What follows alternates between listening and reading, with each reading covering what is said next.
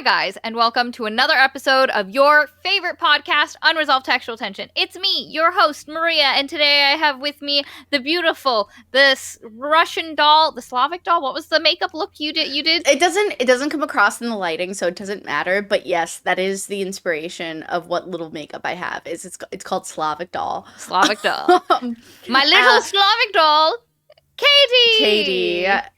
Yes, and today we are reading / listening / discussing A Drop of Corruption by Can you do you remember his name off the top of your head? I mean, I cannot, but I do have it Robert in front Jackson of me. Bennett.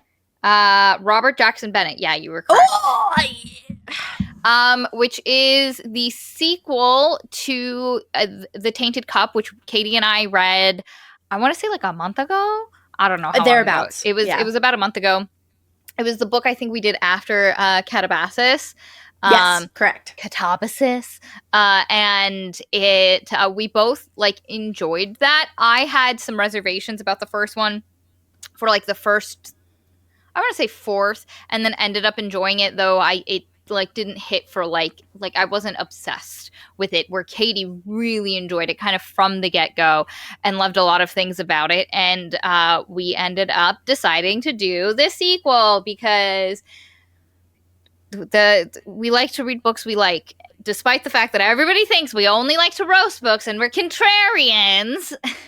We do like to read things we like and that are good and that, you know, we'll have things to say about, other than why so much smut. Yes. That being said, Maria and I also did read Mate last week, and we did a review on that. Please go watch it if you haven't already. It's fun time. Unfortunate. The book, we did not like it. We did not like it, but it was a fun time. There was also, what book that somebody, The Raven Scholar. Katie and I have done quite a few books recently, and we did The Raven Scholar, and somebody was like, now I know you guys are contrarians. Everybody, this book is great. And then they were like, I'm sad. It was not. It was horrible. And the thing is, like, regardless of like whether we dislike books a lot or not, like, when we like something, we like it. But when we dislike it, I'm not going to pretend I like it. And I know nothing, and Katie knows nothing. Will picks the book, so I didn't know that Raven Scholar had a ton of positive feedback. I also have no idea how this book series has been received and what other people have said about it. Agreed. At all. I don't look into it. I'm pretty sure Maria does the same thing as I, where it's death of the author, death of the audience. It's me and the art, and that is it. I know that sounds like kind of like whatever, but no, I mean it genuinely. The thing is I treat it just like I treated all the fan fiction I've ever read. I just jump into it, and I just see if I like it. And if I like it, then I tell you I like it. And if I don't like it, then I tell you no, I don't like it. And I might change my mind over time after I reread it. It's because sometimes, due to the pressure of having to read this very quickly while having a full-time job that's very consuming, like, I listen to these books on audiobook, and I don't get to really experience the written version of it, which I have already commented on multiple episodes, on how, like, I feel like it's a loss of the art, and how, like, I don't really get to see the written version, which in and of itself is its own version of the thing. For example, I almost bought a $200 version of this book today. That was a very nice version of it. But at the same time, one of the things that I value about this book, and what I mean is A Drop of Corruption, and also the first book in the series, is that I really like the audiobook narrator. Yeah. I really like him. And so it frustrates me because I don't want to have to rely on digital mediums through which I may not always have access to in order to enjoy this really wonderful world. But at the same time, part of the reason I really love this is because my only experience and my initial experience has been through the audiobook narrator, who is very good at doing this book. He is fantastic. I read it and listened to it. At a certain point, if I am like kind of behind in listening and I need to get through it quickly, I will like get the ebook and then I will listen and read at the same time, and then I can go very, very fast to get through it. But a point I was going to make is one of the reasons why I don't look at the books is less so for like the death of the author. I do think authors and they're so, like, I'm one of those where like I don't think you can completely separate, and I've always preferred, like, from an academic point of view, I like putting the author within the context of what they were writing and their foibles. Like, I'm one of those where Harry Potter, the book series, cannot be fully separated for me from Rowling as an author. And because of, you know, all of the things, there's been tons of fantastic essayists, YouTube essayists who have done stuff like that. Go watch that. But like when I did my master's, I specifically looked at how writers and their work impacted the world around them, or how they understood the world around them in their writing. So I know writing cannot be devoid. So that's not why I don't do it, because I don't want to be influenced. Shit. Yeah. I hate that shit.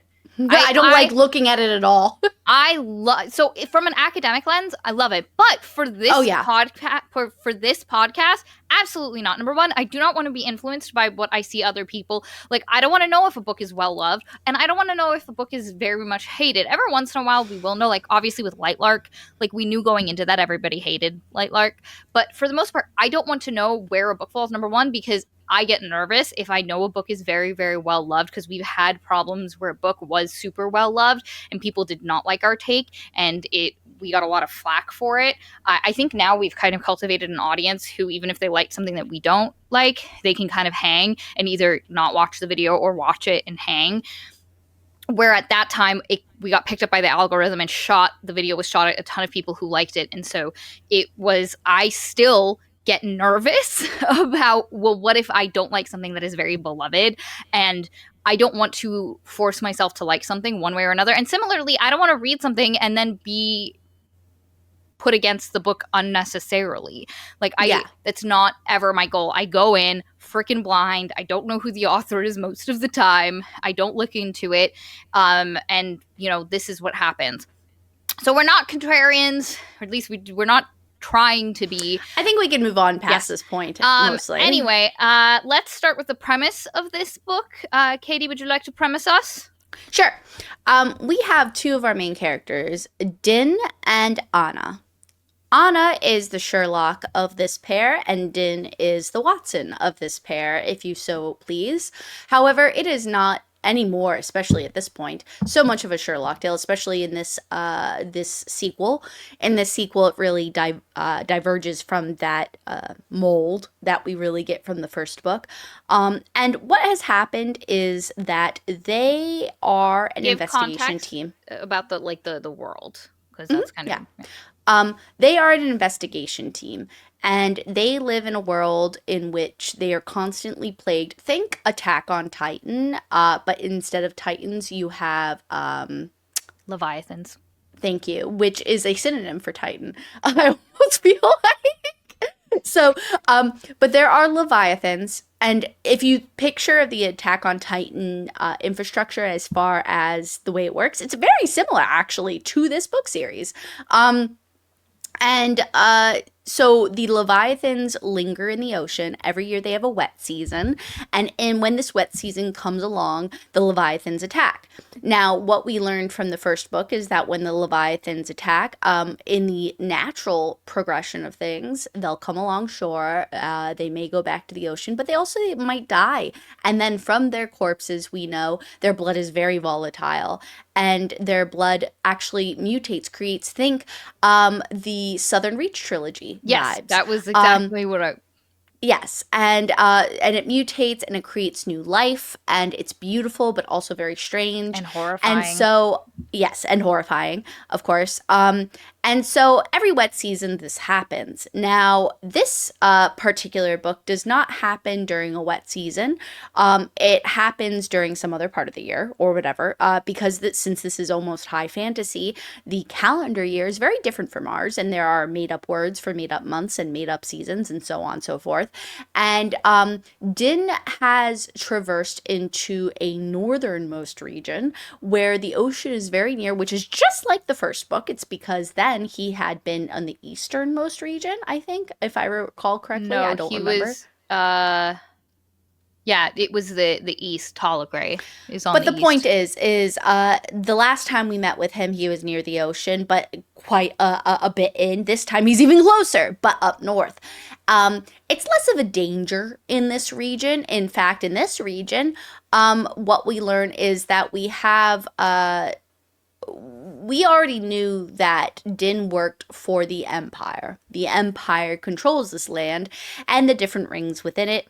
The richer you are, the safer you are, the farther away you are from the water and the Leviathans. And in this region, we are very close to the water up north, and it is actually not exactly part of the Empire. It is literally picture an African continent slash any strange unknown foreign like whatever like Heart of Darkness vibes. Like just think like jungle area be attempting to or with attempts to control from the Empire, being very British in nature. And anyway, the point is that they're investigators. They go in and investigate crimes within the Empire.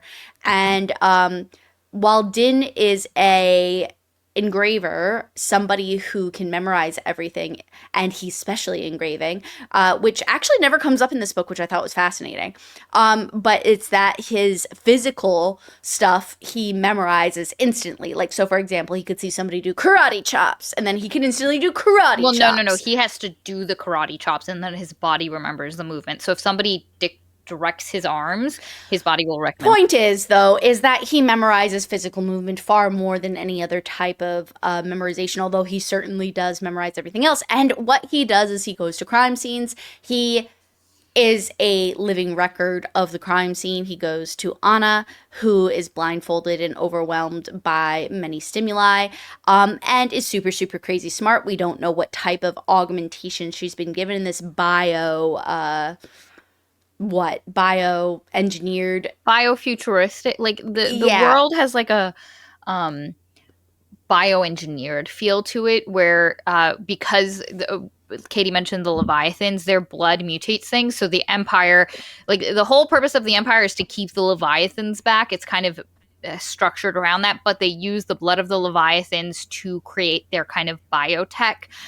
Their houses are made of living plants that kind of grow into the like shape they want. ferns. Ferns.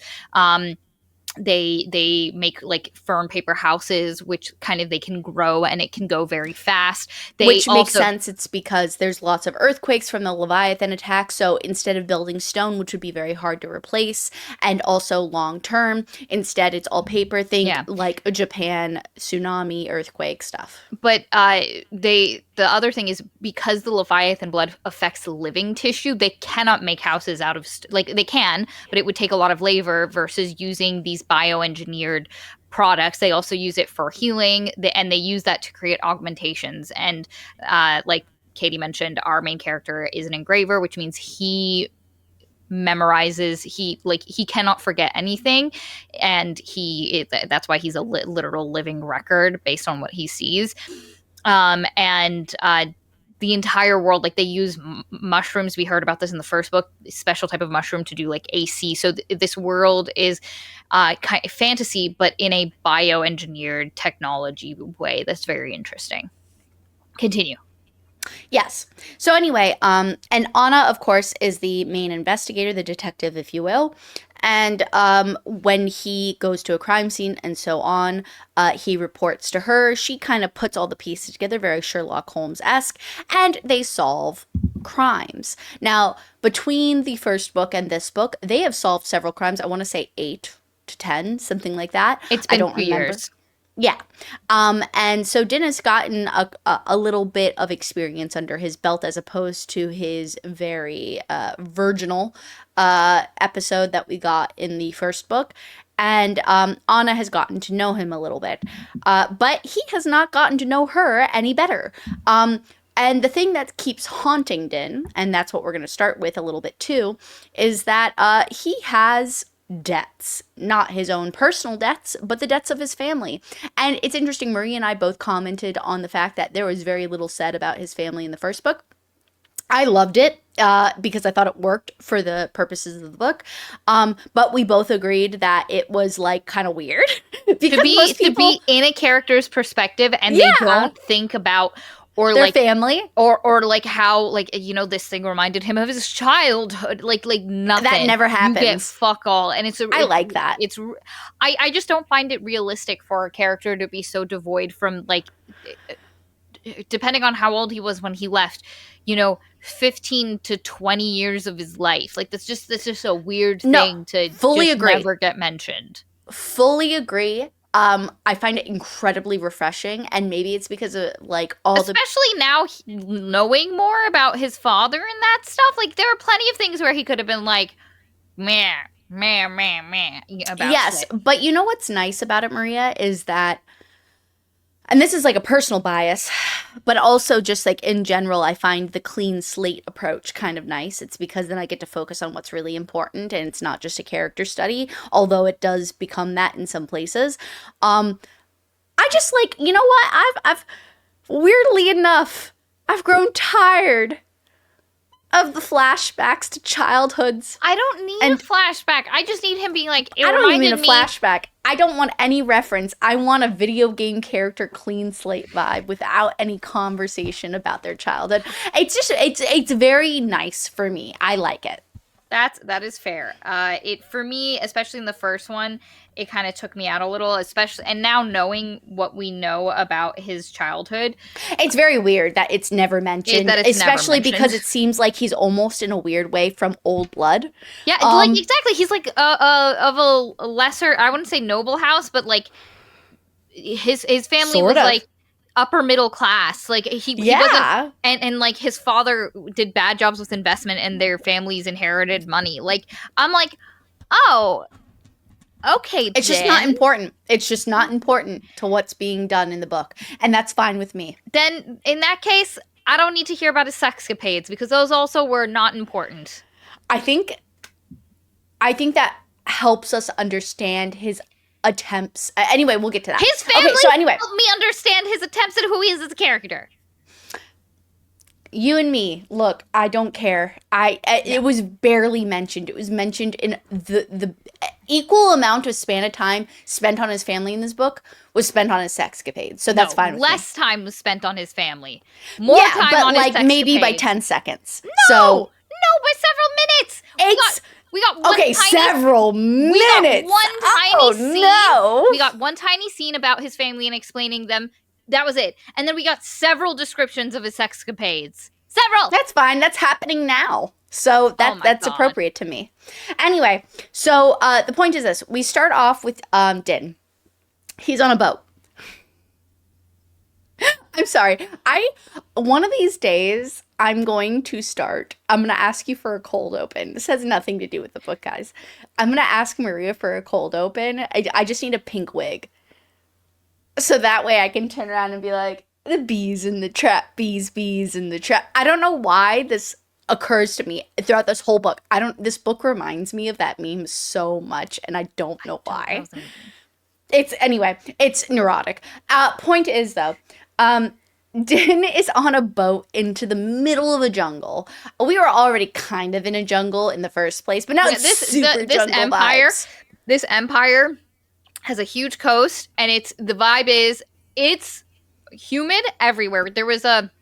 We were like 2 rings in, or like a ring further in the first book at the very beginning of it, and it was still humid and sticky and like Coast full of jungly bugs and stuff. and so the vibe is this is like a coast, like there's a huge, because it's kind of like a giant coast that kind of wraps around, and in the first book we were kind of like here on the coast, and now we're like up here, but yeah, it's sticky, it's gross. Gross. He's been fed, as we're about to learn, not good fish. The point is he's traveling to a place called Yarrowdale, which I already thought was interesting because yarrow being a plant and dale is in like any British town, something dale. I don't know. Just like it just seemed like a really interesting word for the place. But he goes to this place called Yarrowdale and he meets up with his guide whose name is Morrow. Wait, hold on a second. Mallow. Mallow. There we go. Thank you. I get it mixed up with marrow because of the marrow stuff. Yeah. But mallow, you said, right? Yeah, Malo. Yeah. And he meets up with her. She is an apoth. And what we learned from the first book and what we know from this book is an apoth is basically like a chemist. Is the essential idea, except for it's like chemistry with body stuff. Yeah, specifically. So, and it's interesting because she's not a medicer, and she's not like even a scientist. It's the first time we're seeing a soldier apoth. The a warden apotheticals is what she's called. Yeah, so they're called wardens, but essentially they are apoth soldiers, where they are trained in combat and they use apothetical skills for combat and missions and kind of like that tracking. Kind of, yeah, tracking is the big thing. And so her nose, it's specifically said her nose, her ears, and her mouth, and maybe her eyes as well. They're kind of like a little darker, purpley, and so it makes her look a little skeleton-y, even though she's like a plump young lady.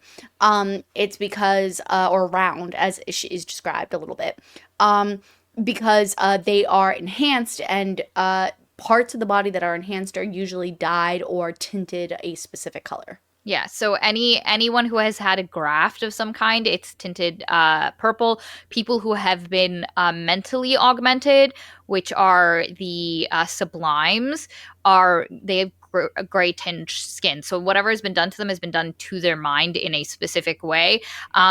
So because you have like the different you have like apoths, you have the Iudex, which let me say, the one thing I'm pissed off at this narrator for is changing the way he says Iudex. In the first book, he says Iudex, and here he says the Udex, and I hate it. Now, that's fair. It might be that the author said, hey, love the enthusiasm, it's actually the Udex, but I like Iudex better, so I'm going to say Iudex. I did too.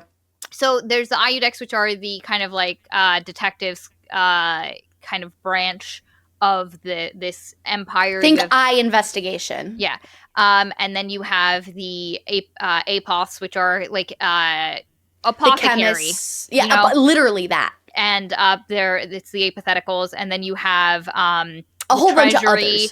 And then there's a bunch of different things that people can be used. But within all of those different branches of the functions of the government, there are sublimes which have specific things. So there are sublimes that are called axioms, where their brain can do a lot of computation on a really like advanced degree, and they're basically like human calculators. There are engravers, which are people that can memorize. Our boy Den. There's the apoths. No, apoths are not a sublime.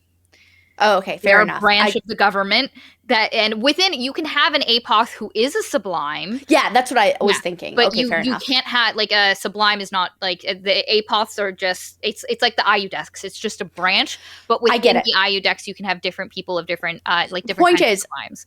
Sublime, you've been permanently altered in a way in which your body has been augmented, but it's your mind specifically versus the other people like Mallow, who has been physically augmented and has had grafts that makes her nose really powerful, her eyes powerful.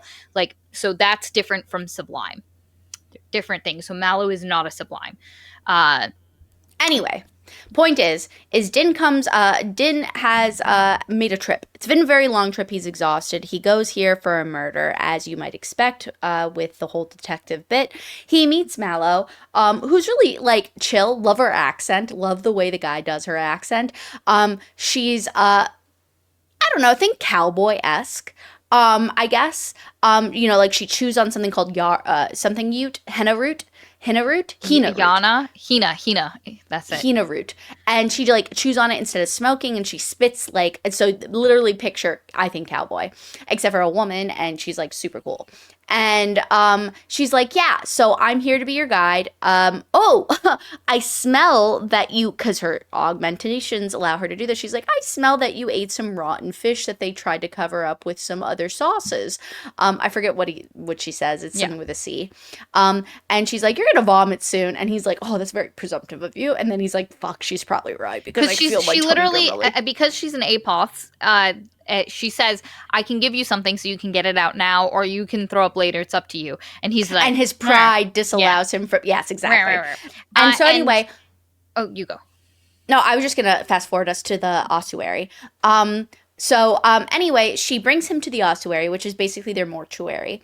And what has happened is they found the remains of a body. The remains of the body came from a river, eaten up by turtles that are gigantic, really intense turtles that are super like big jaw, and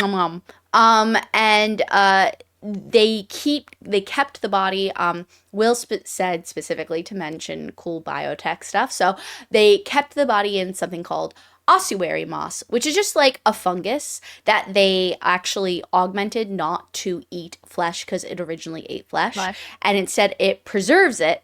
And anyway, she rubs something on it, an oil, and it takes away it, makes the moss like retract so that way he can observe the body. And what you observe is that it's parts of the body, not a full thing. It's like a jaw, part of a torso, an arm, whatever. And in this arm, on the back of it, as a side note, there is a patch of skin missing. That is a like circular skin patch, and it's just the skin, like the top layer of the skin is gone.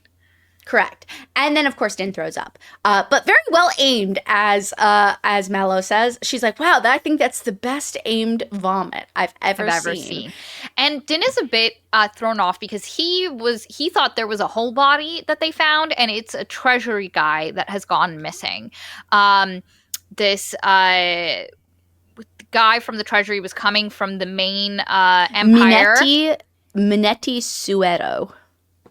Is his name. Minetti Suedo. Suedo is, I think, how they say Suedo, maybe. Suedo?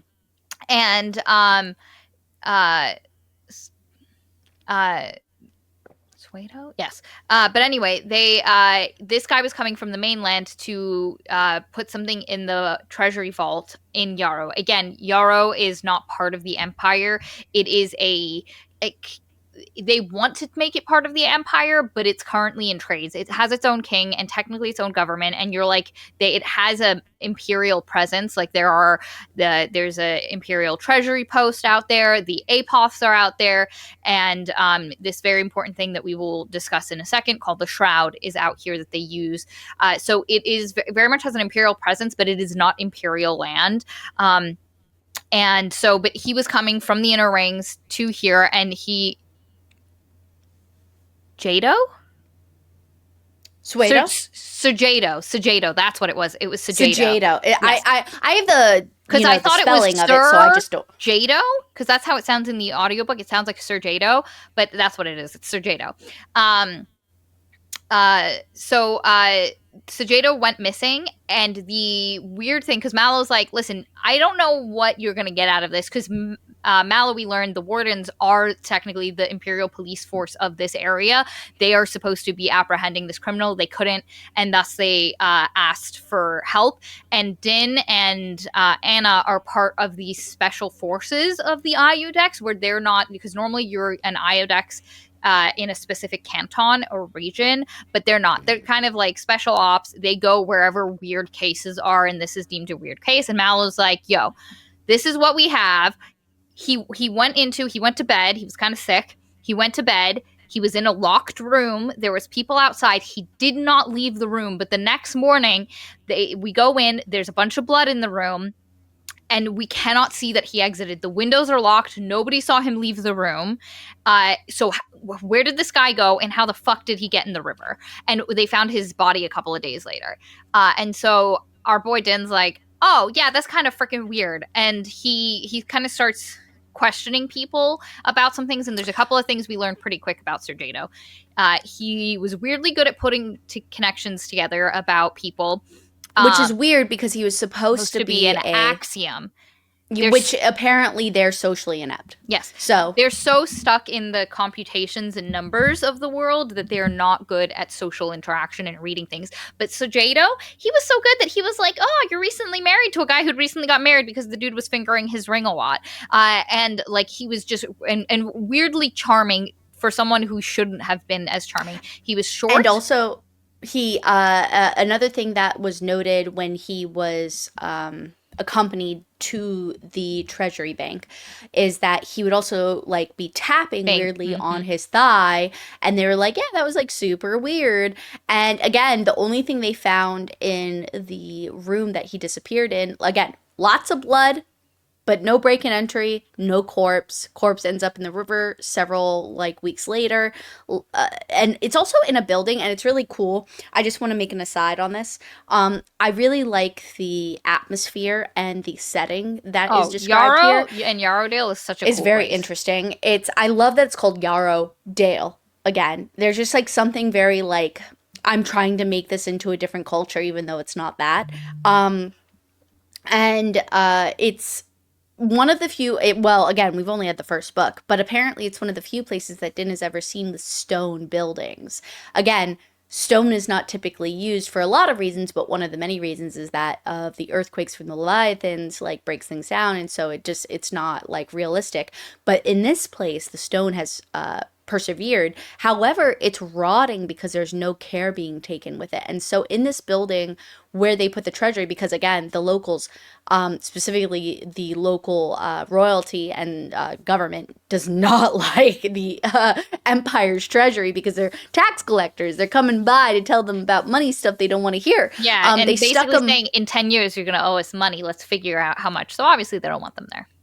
Not at all. And so they stuck them in like what used to be a royal residing, but now is this rotting. It's a beautiful description. Imagine the Titanic capsizing and moldy and leaking and wet And and leaning. everything. Like the whole Yes. building is leaning as if it's slowly slumping towards its own doom. It's Or if you've gothic. read bio or watched bio or played, I don't know why I said why because I've only watched it. But if you've played BioShock, also like it's the same vibe, like this sinking, almost looking thing with wet everywhere and mold everywhere, and it's white though because it's stone, and it's so interesting. Anyway, Yeah, continue, Maria. it's a great setting, and in the Treasury building, when he talks to some of the people there, again they notate that he was tapping on his chest a lot, and they thought he was ill, and he said he was ill, and he didn't meet with any of the actual other Treasury people that he normally would have worked with. He literally came into town. He went to the Treasury house, like the post. He went into the vault, deposited what he came to deposit, and then he fucked off. And And he what we learn also, as well, just as a side note, is that when you go to the Treasury, they have biometrics that they measure. So, for example, what Mallow immediately almost explains to Din is that it would have been very hard for anything crazy to happen at this treasury. It's because what they do is they put their hand against or a material, bio whatever material, moss of some sort, and it turns a color if your blood is the right color. Now, in the first book, what we learned is that there were things called, what are they called? The key things, reagents keys. reagent keys. And what they are is they have certain components within them that allow them to basically be a special chemical key in order to get past all these vines and stuff like that. And not just vines, but plants, whatever. It's a It security was a measure. security system. Yes. And what we learn in this book immediately is that actually people of very high standing, such as treasury people, have it in their blood, literally installed in like their lymph nodes or whatever. And so when they put their hand against this, it turns a specific color. So it says, hey, you're A-OK. You can access this thing. Yeah. And so it's very beguiling how, what exactly has happened and if there anything strange has happened, because as we're about to learn, Maria, what is it? Yeah. So he learns this, and then eventually his detective arrives. Anna came after him. She doesn't like a lot of stimulus, and he basically regurgitates everything. And Anna very quickly is like, "Hey, I think the guy like who went to the treasury." Because Anna specifically asked in when he's interviewing people, asked them how tall, because there's an engraver in the that works for the there's an engraver in the treasury building, but there's also an engraver who is the like second in command to the head of the treasury delegation here. So there's Cardas, who's like the head of the treasury, and then underneath him is his assistant Gorthus, and she's an engraver. And so they ask Gorthus how That's a man, isn't it? no, Gorthus is a woman. Okay, fair enough. Yeah. The anyway. And they ask Orthus, like, you've met Sergio, right? And she's like, yep. And they were like, how tall is he? And she measures it on Din. And then previously Din had asked the engraver who let Sergio into the treasury room how tall he was. And there's like a 4-inch discrepancy because this guy's short, but there's a 4-inch discrepancy between what these two people said. And Anna asks Cardass and Gorthus, like, how was Sergio? And they were like, silent, kind of awkward. And so she was like, you wouldn't describe him as charming and super. He doesn't notice stuff like that is more like socially. And he's like, no. And Cardass specifically would know this because Cardass is it's not an empath. There's a specific word for it, but basically he can analyze. He's hormones. Somebody that is very rare in his position, and it's because they can read, like Maria said, emotions and social cues so well that they can people please intensely. Yeah, and so they can be very charming because they can also affect their hormones and how they act. And so he's basically like he's a sublime, but a charmer sublime, if we want to call it that way. And so like Sergio was not that. That doesn't sound like him. And so Anna's like, okay, Sergio has been impostered, and he was impostered before he got here. He probably was taken when he was coming down the canals. He was taken there. Somehow they did something funky with his blood. We don't know how because it shouldn't be possible because dead blood does not activate the moss in the correct way. So somehow they were able to do this. So this, obviously, whoever this is probably an apoth or someone who has distinct knowledge of this stuff. He went to the treasury. He avoided anyone who actually knew what Sergio looked like because despite that he adjusted himself, he couldn't actually pass people who had actually met Sergio in the past. He went straight to his rooms afterwards, claimed he was sick, and then he used, because one of the things Din found in the room when he was looking around that Sergio had been in was this little piece of iron that was just like a little bolt of it. And he was like, what is this? And Anna's like, oh, that's a lodestone. So basically it was a magnet. It was a magnet that was losing its charge, but that he used to slide the iron out of the window and then close it. So he basically got out of the room, used the lodestone to put the iron back where it was supposed to be, make it look locked as if nobody could have gotten out. He scaled one room down and escaped.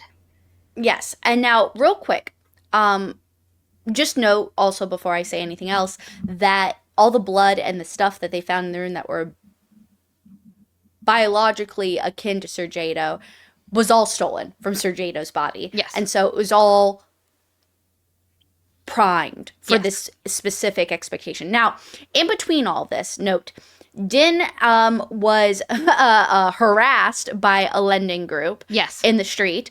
The lending group is like, yo, so your father, before he died, because now he's dead, now, your father, before he died, took out even more intense loans, and now you owe. And it's really frustrating. It's really well written because I get angry listening to it.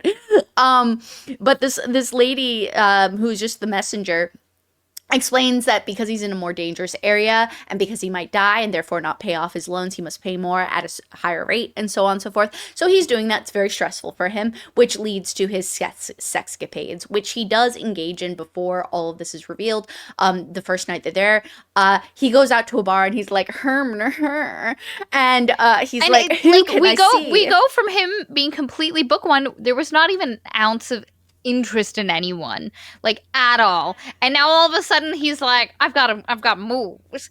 I'm a Casanova. So a lot of changed it's actually funny because it does come across realistic for him because it's been a couple years or whatever, right? Yeah, and so he specifically explains, and I really like this. He's like, I adjusted my hair with my hands in the right way, in which I knew people enjoyed the display of. Yeah, and being I did this, an engraver and I did that. has helped him get the ladies, yes, pussy. And men. Yeah.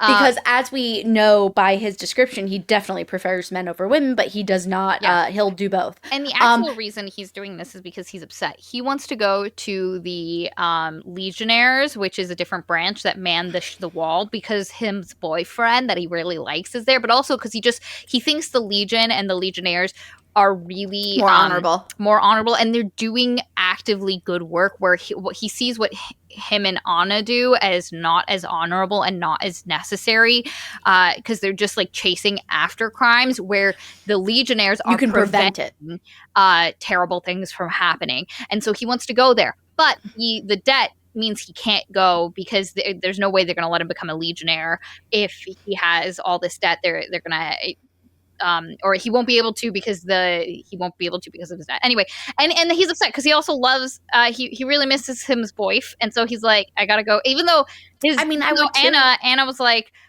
please rest, Din. And the vibe you get is Anna knows that Din be out here hoeing.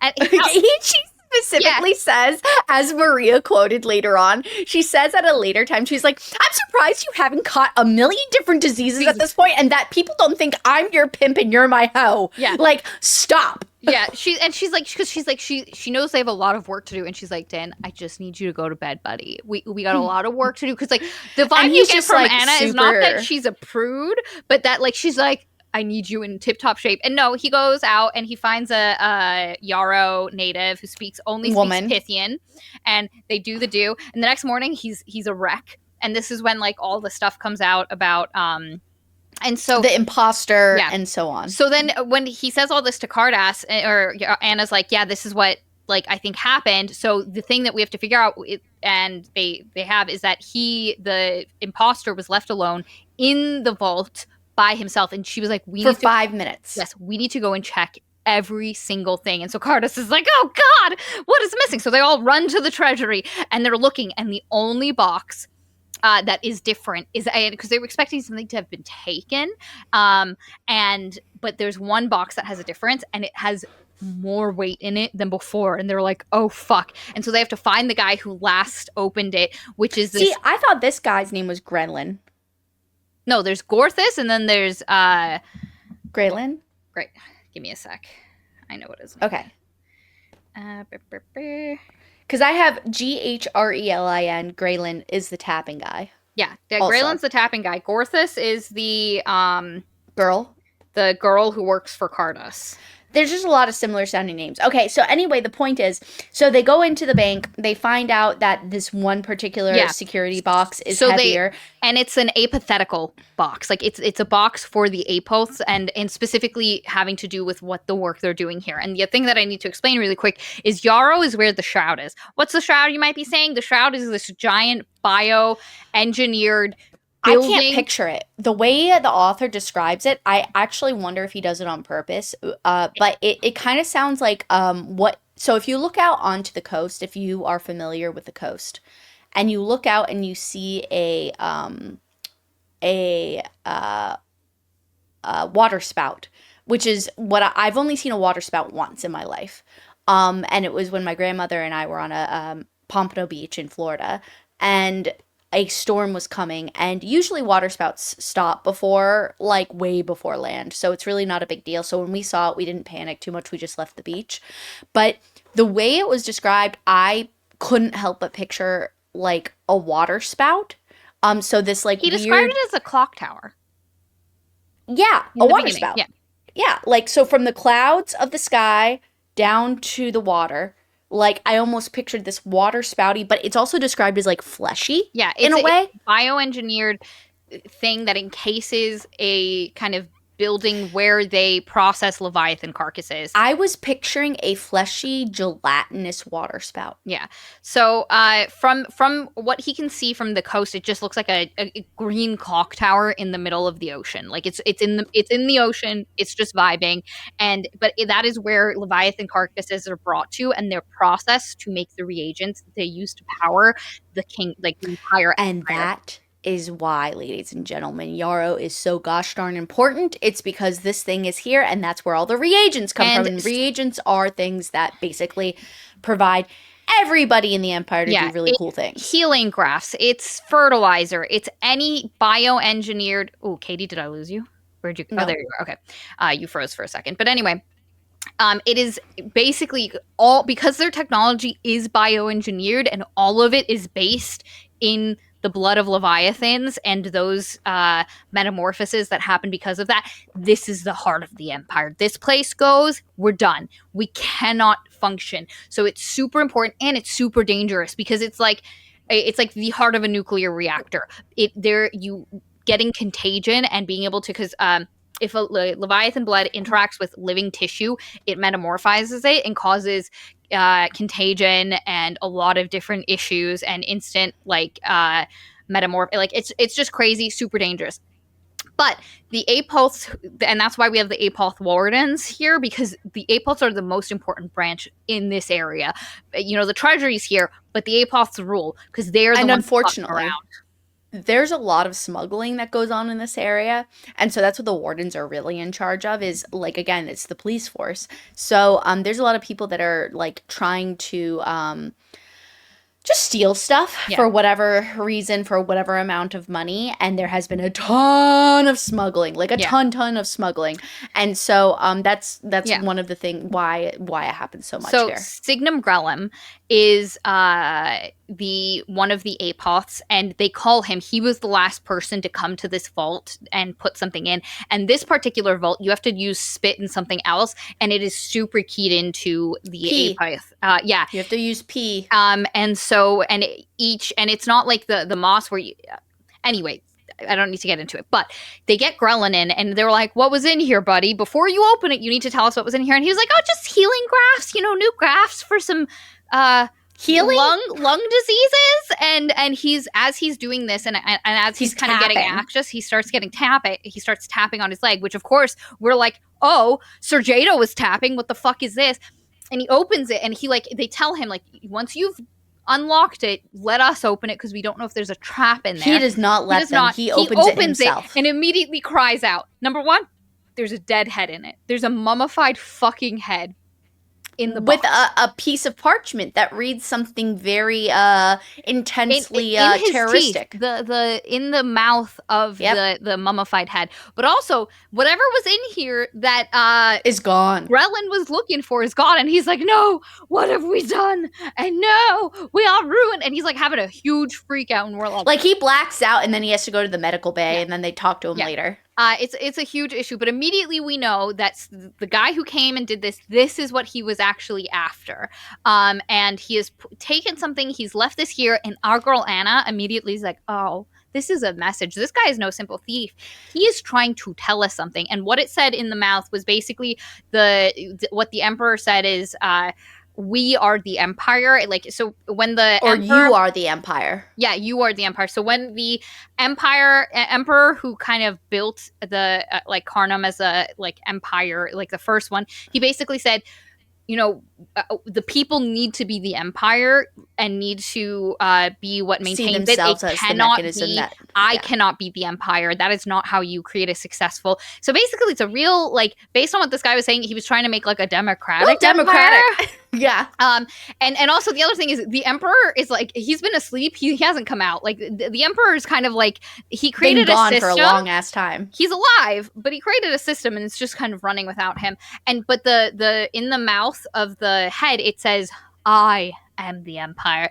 And so somebody is, and it also says something about marrow, and our girl, something feed the marrow or something, feeding but the marrow. Matter. And our girl Anna is like, I remember back there was a movement to try, instead of, because every year when they kill the Leviathans, they have to drag one of the bodies, get as much of the blood and tissues and stuff, and kind of use it, but which makes them dependent on Yarrow. And so there had been a movement previously to try get a piece of marrow from a Leviathan that they could then use to just continually make blood. Create a piece of living flesh that would in and of itself keep itself going, so that way they can continuously draw from it. Because the marrow makes the blood, so they would just be able to keep getting the most, because the most pure and powerful blood from a Leviathan comes directly from the marrow. It's not just what's floating around in their veins. Anyway. And she was like, "That's kind of interesting." So she's like, "We need to talk to the Apoths." So they go and they talk and not just the Apoths, but also like the leader of all of that stuff here, which is called, her name is Thelini. That's all I wrote down. Yeah. And so it's really funny, this scene, by the way, guys. So they go into a meeting room, and Din and Anna are there, and they're sitting there, and there's a kettle looking it's basically a hookah. And they have a hookah, and the hookah has different spouts, and the different spouts give different effects. Like, one's a stimulant, one's a relaxant, one's a dietary thing. And it's funny, it's because I was like, "Give me that stimulant!" And just like puffing the shit out of it. And she's also like, "You should have some boy, because you went out and fucked last night and you're fucking tired. Because our girl Anna, she doesn't say it like that, but that's what she's saying. And so he does take a hit of it, and he immediately is like, Oh "Whoa, my, hello." And she's like, I forgot you're so virginal. And so they meet with Thelonai and Grelin, and basically they're interviewing Grelin, but Thelonai is like, "Oh, can't talk about that. Shroud is secret." And so basically, the idea you get is these apoths are hiding something that is happening, because Grelin is like, just I told you what was in there. It was just the That's healing exactly crafts. what he sounds like too, guys. It was just the healing crafts, and they were like, "We think it's someone who probably worked with you because whoever was able to open it had access. So it's probably someone who worked with you, and because they mentioned that stuff about Marrow and they seem to know you and are like making a message, it might have been someone who worked, because they asked him, "Did you work on the Shroud?" "Yes, I worked there for 3 years." And they were like, "Who else worked with you on the Shroud?" As a side note, what we learn at this point is that this is a highly not regulated thing. It is actually super illegal for this to happen. We don't even fully understand the ramifications of this at this point, but I'm just going to say it now. What these people are given here, and we don't learn this a little bit till later. We don't learn it at all yet. It's significantly farther down. Yeah, but you may as well just mention it now. I don't think so. I think it makes it confusing. Okay, fair enough. Continue on. Yeah.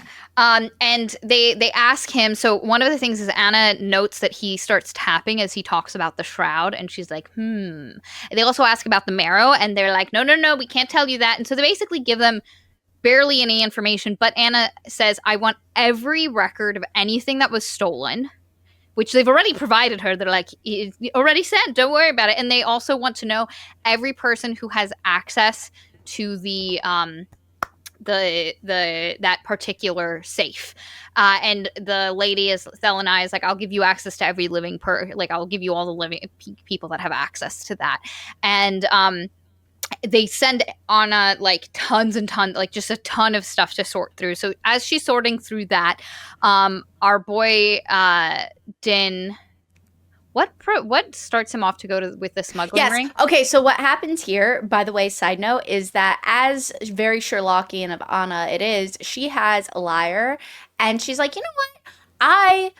By the way, she's been playing it, plucking it, whatever. This is like something that I called out as being a little too Sherlockian in the first one, but it's continued here and it actually works out in the end, for like the plot purposes. She's like, God, I've always wanted a Pythian lyre, which is a lyre from this region, blah, blah, blah. So there's that little like foreshadowing. So she has one already. She wants a second one so she can do the Pythian duets, because that mirror the fact that Pythians have a lot of twins and triplets just kind of in the royal family. In their royal family, yeah. And so anyway, what ends up happening is that Din is given a list of people to go looking for to interrogate. So he goes a very long way to many different people across many different rivers and so on and so forth to go looking. What he ends up doing is he actually ends up going up this road to go find what's his name again? No, he's not looking for Cardass. He's looking for someone who's been recently assigned to Cardass's unit. Correct. But the point is he ends up going up this road, and he's all by himself, and he's done a lot of like effort. And when he gets up, he finds a stone, old looking structure. It's very like elegant looking. There are even like what you might expect, like knights in armor almost esque being there. And so it's of the Yarrow region that these people are from, like the proper Yarrow. And he meets two people. While he's there, he hears weeping, and he's like, "Where is this weeping coming from? What the heck?" And so he finds like a cart, and he looks inside of like the prison cart or whatever, and he sees a whole bunch of people, mostly young women and young girls, and he's like, "Who are you guys?" And he's like trying to figure it out, and this guy called Thale Pavitar comes around, or Pavita, comes out, and he's like, "What are you doing by my cart? Get away from here." And he's got like his brow is dyed indigo, he's got green eyes and around his green mouth, which is like an indication of drinking from the water and so on of the region. So he's like a proper Yarrow person. And he's like, "Yeah, what are you doing around here? Who are you? Get the fuck off my property, You Imperial, get the fuck out of here." Yeah. And then another guy ends up coming up, and his name is Satrap Dari. And he's like, oh no, the Imperials are great. Stop bothering him. He was just being, and he's like, wow, you came all this way all by self? How brave. Here, I'm going to give you a coin. And this coin is a special coin. I hope you love it. I mean, that's not actually at all what he says. But the Nobody point is, assumed that's what he said. no, no. And he gives him this coin, and then of course Din's like, okay, thanks, I And guess, Cardass bro. is also with them. So it's like these three guys were coming out of the city together, the walls of the city, and Cardass is like, because like Din almost says something rude, and Cardass is like, ha ha ha, and basically he says. He's like, ignore that guy. And Cardass basically lets him know the guy you're looking for, you can't talk to today. There's, this issue, so sorry. And so he And what basically has to go back by himself. Yes, correct. And what he also learns from this interaction is that the people in the cart were basically indentured I don't know even if that qualifies. It's not indentured servant. It's just like they're literal what's the term? They're people who were born on land that was owned by kings and therefore own fealty to the king just by being They're, born there. What's it's not God, just what is peasant. this? It's No, something. there's a term. Yes, there is. I'm And blanking. it's just escaping me. Anyway, the point is though, if you come up with it, just yell it out. But the point is so they were trying to escape to the empire, and they were like, no, to the empire you don't. Come back, slaves. And so that's basically the vibe it is. And of course, Din mentions this to Mallow, his kind of like basically our almost like our partner in crime in this book. And she's like, yeah, that really sucks. It's because like that just happens here, and it's really awful. Um, After that, what ends She up also happening? he also asks her what the coin is, and she says it's an oath coin, which is a coin that they originally start with a king who gives it to someone, and basically you can ask a favor, and it goes down, and you can pass the favor down, but you're supposed to go to the person who gave it to you. You can go above if your need is really great, but it's one of those things where you have to be diplomatic with the oath coin. Yeah. But anyway, so basically, this random dude for no reason was like, "Here, Imperial, I give you this oath coin," and he's like, "Okay, cool to have this now." By the way, it's mentioned several times that Din's very pretty in this book, and I love it each time it happens because it's done such as an aside, and I love it. But anyway, what ends up happening after that, now maybe hopefully Maria remembers exactly what led to this, but they end up knowing that they need to go into the forest to go to the smugglers' camp. So I think what happens is like they go back to Anna, who mentions that she's like kind of figured out who the oh, they figure out that based on what happened with Sergeto and what would have needed to happen to like bleed him out and everything, there's a specific Yeah. smugglers camp that is on the route that he Yeah. was taking. And so they were like, okay, let's go just check, like obviously a new group of smugglers, because basically they previously had wiped out this patch of smugglers, but obviously a new group has come in and taken over this particular hideout, and they're like, let's go just look at it and see what's up. So they take our boy Din. Yes. And while Din is loading on to this, by the way, we were explained earlier that some of these like cargo ships or whatever that go up and down the canals here, which were all Empire made in order to provide the shipping that was required. They actually have these really big walls on either side of the ship. It's because there are a ton of smugglers and stuff like that that just like, they fire with arrows and stuff. And so it's their protection. So he's boarding one of these ships. And as he's boarding with Mallow, there's this really funny interaction where the woman person that he slept with comes along on board, and Mallow's like, man, I thought that smell was familiar after that night you had out. I can't believe it's so and so. I forget her Adubara. name. Yeah, and she's like, man, I would have thought she would have taken a bite out of you. Like, and Yeah. so there's this really funny cultural exchange on this boat too. That's really fun. But they end up going towards the smugglers camp, and when we get to this point, this is like one of my favorite. It is so It's good. really good. It's so good. It's one of my two favorite parts of this whole novel. Yeah. Um, So as they get up closer, they learn two things. One, they spoke to a fisherman who said that as they were as there were when the smugglers were going by with the captured Sergeto, there was one guy who was standing who had a white mask on his face, and his face was covered, and this fisherman was in the reeds, and they didn't notice him, and he saw them pass by. And so that was the other reason that they know to go here. That's why. That's what it was. The fisherman told them. They found this fisherman who said, and so they knew it was near the smuggler camp. Anyway, so they're like, okay, we're looking for the guy in the white mask. He's probably the person in charge. So as they're going, they're like, doo-doo-doo, and they were like, oh, look, a body. And they go, and it's the body laying down in the water, and they turn it over, and it's horror. It's like from the torso to the hips, it is just a bunch of fish bones, like tiny little minnows, as if like a school of minnows was bursting from this guy's torso.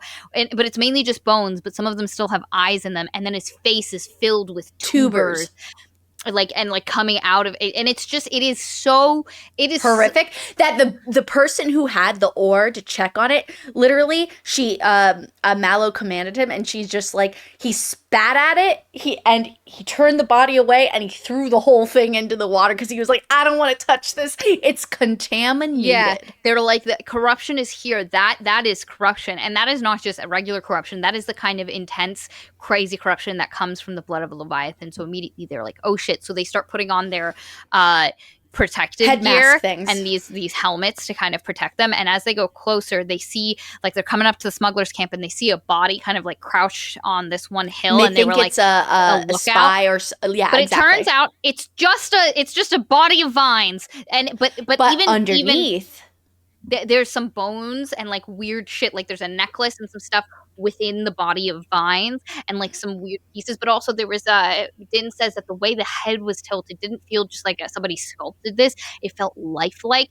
And so as they got starting to see the evidence of a Leviathan blood corruption, like that came out, and they go to this city, and there's this the site, it's a village, giant wall of like plants that's kind of covered this one circular area in the center. So they have to use Din's laser sword basically, yes, cut through and get through. And once they get in, they just see evidence of just the most intense corruption they've ever seen. Like, guys, like, literally, it's described, it's so fun, and it makes sense too. So there are trees of bark that look like the bark is made of tongue, and then there's like a fire pit where fat and muscle is like bursting out.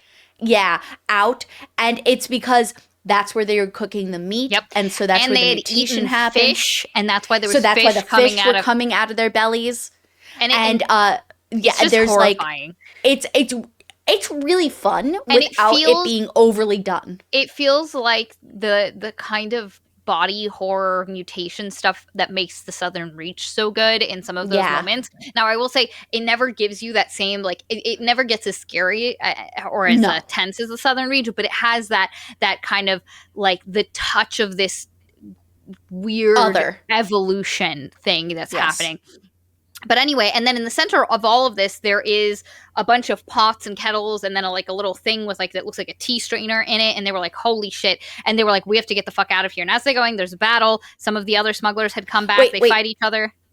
Before that happened, also next to the contraption, which they recognize to be a distillery of some sort, there is a big tanned hide that has like a code. Nope. Yeah, it is. Nope. Yep. Nope. It's at the shrine. It's here. No, it's at the shrine. No, it's here. I'm telling you, it's here. Okay. Look it up. I am. Look it up. Please. Look it up. Because it's when he's like, wait, do you see that thing in the distance? And she's like, yeah. And then, because it's next to the weapon. He puts it in in front of the weapon or whatever. But the point is regardless if it's here or at the other place that we're about to get to, there's a message, and the message is this process that we'll end up getting to. But the point is like, our person who was the perpetrator of the initial crime has been here as well.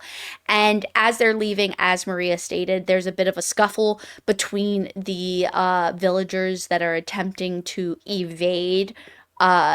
Like, they came back upon this monstrosity, and they're like, oh my god. And so they were going to try to take their boat to escape, but instead Din and his companions stop them, interrogate them, learn a little bit more.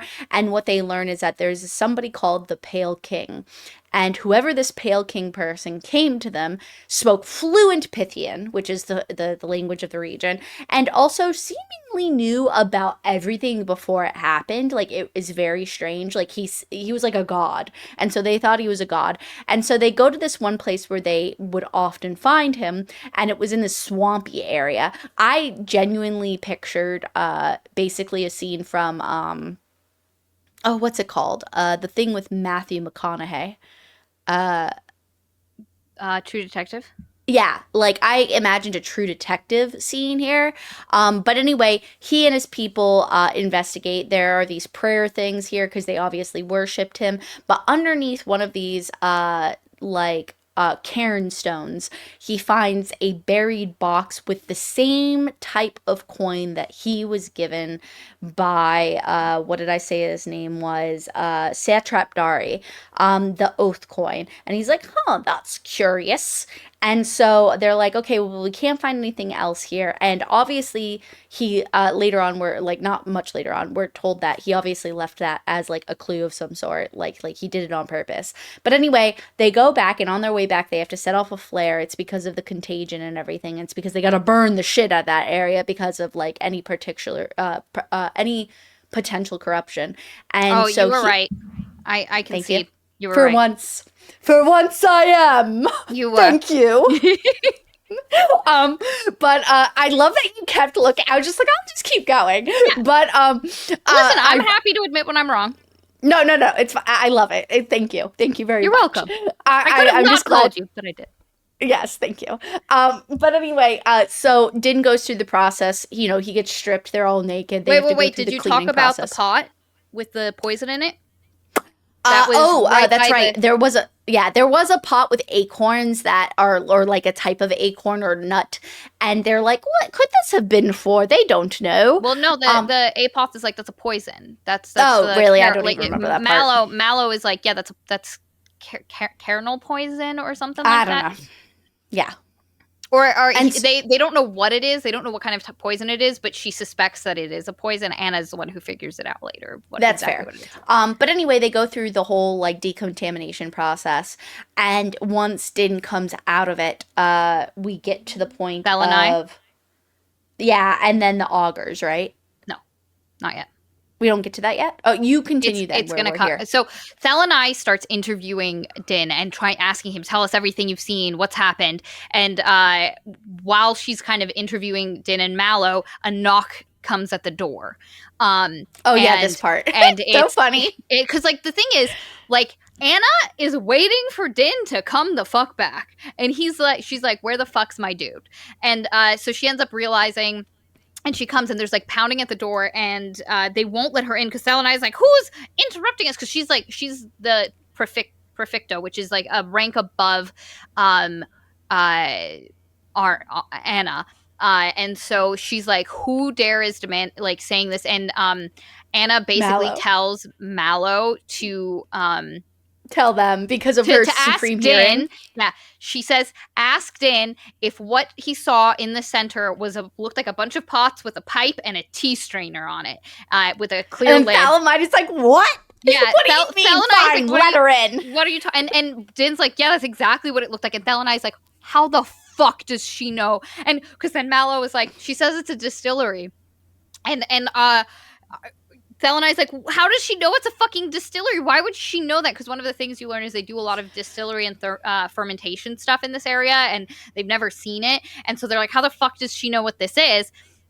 And so they have to let her in, and Anna's like, you had to let me in. And then she was like, how the fuck did you know what was there? And she's like, well, you gave me all the answers. She was like, I was looking through all of the thefts you stolen things from the smugglers. And I realized that they had stolen bits and pieces of different distillery equipment over the past 2 years, as well as stealing a very specific type of Come on, Yeah, camera. you're like a little out of focus. There we go. Yeah, there you go. As well as stealing a very specific type of fertilizer that they've specifically been taking. And she's like, so I figured they were using this, and then they were taking, because at the heart of most of the reagents, like the fertilizers, medicines, there is a little bit of blood of the leviathans. But in this fertilizer in particular, I don't remember why. There's a whole story why, but there's a reason why this fertilizer is particularly high content for it. And if you put it through the distiller several times, eventually it was distilled down into the blood of the Titan. So this whole fucked up thing was, somebody took that a bomb, and made a blood of the Leviathan's bomb, and it just like it was like a mist, like a tiny mist that went through. And the reason they weren't affected afterwards is because it was so microscopic that it dissipated after it touched all those people who were originally there. So they have to go burn that, and because like Anna was like, I saw you guys were going off, and there was a flare went up that shows contagion. She's like, so I just put 2 and 2 together and figured it out. And one of the cool things that also is it's just a small aside, is one of the reasons why they do have to burn it and why it's not done with is that they'll cross-pollinate, like plants. They'll start cross-pollinating and then therefore corrupt even more. So very Southern Reach vibes. So they have to go and take care of it. And she's like, so I figured out kind of who I think this is. She's like, so the list of people you gave me was incomplete. And Sal and I was like, no, I gave you. And she's like, you gave me all the living people? I asked for fucking everyone, bitch. She's like, so I figured out that there are some people. And there was one guy who died 2 years ago on the Shroud.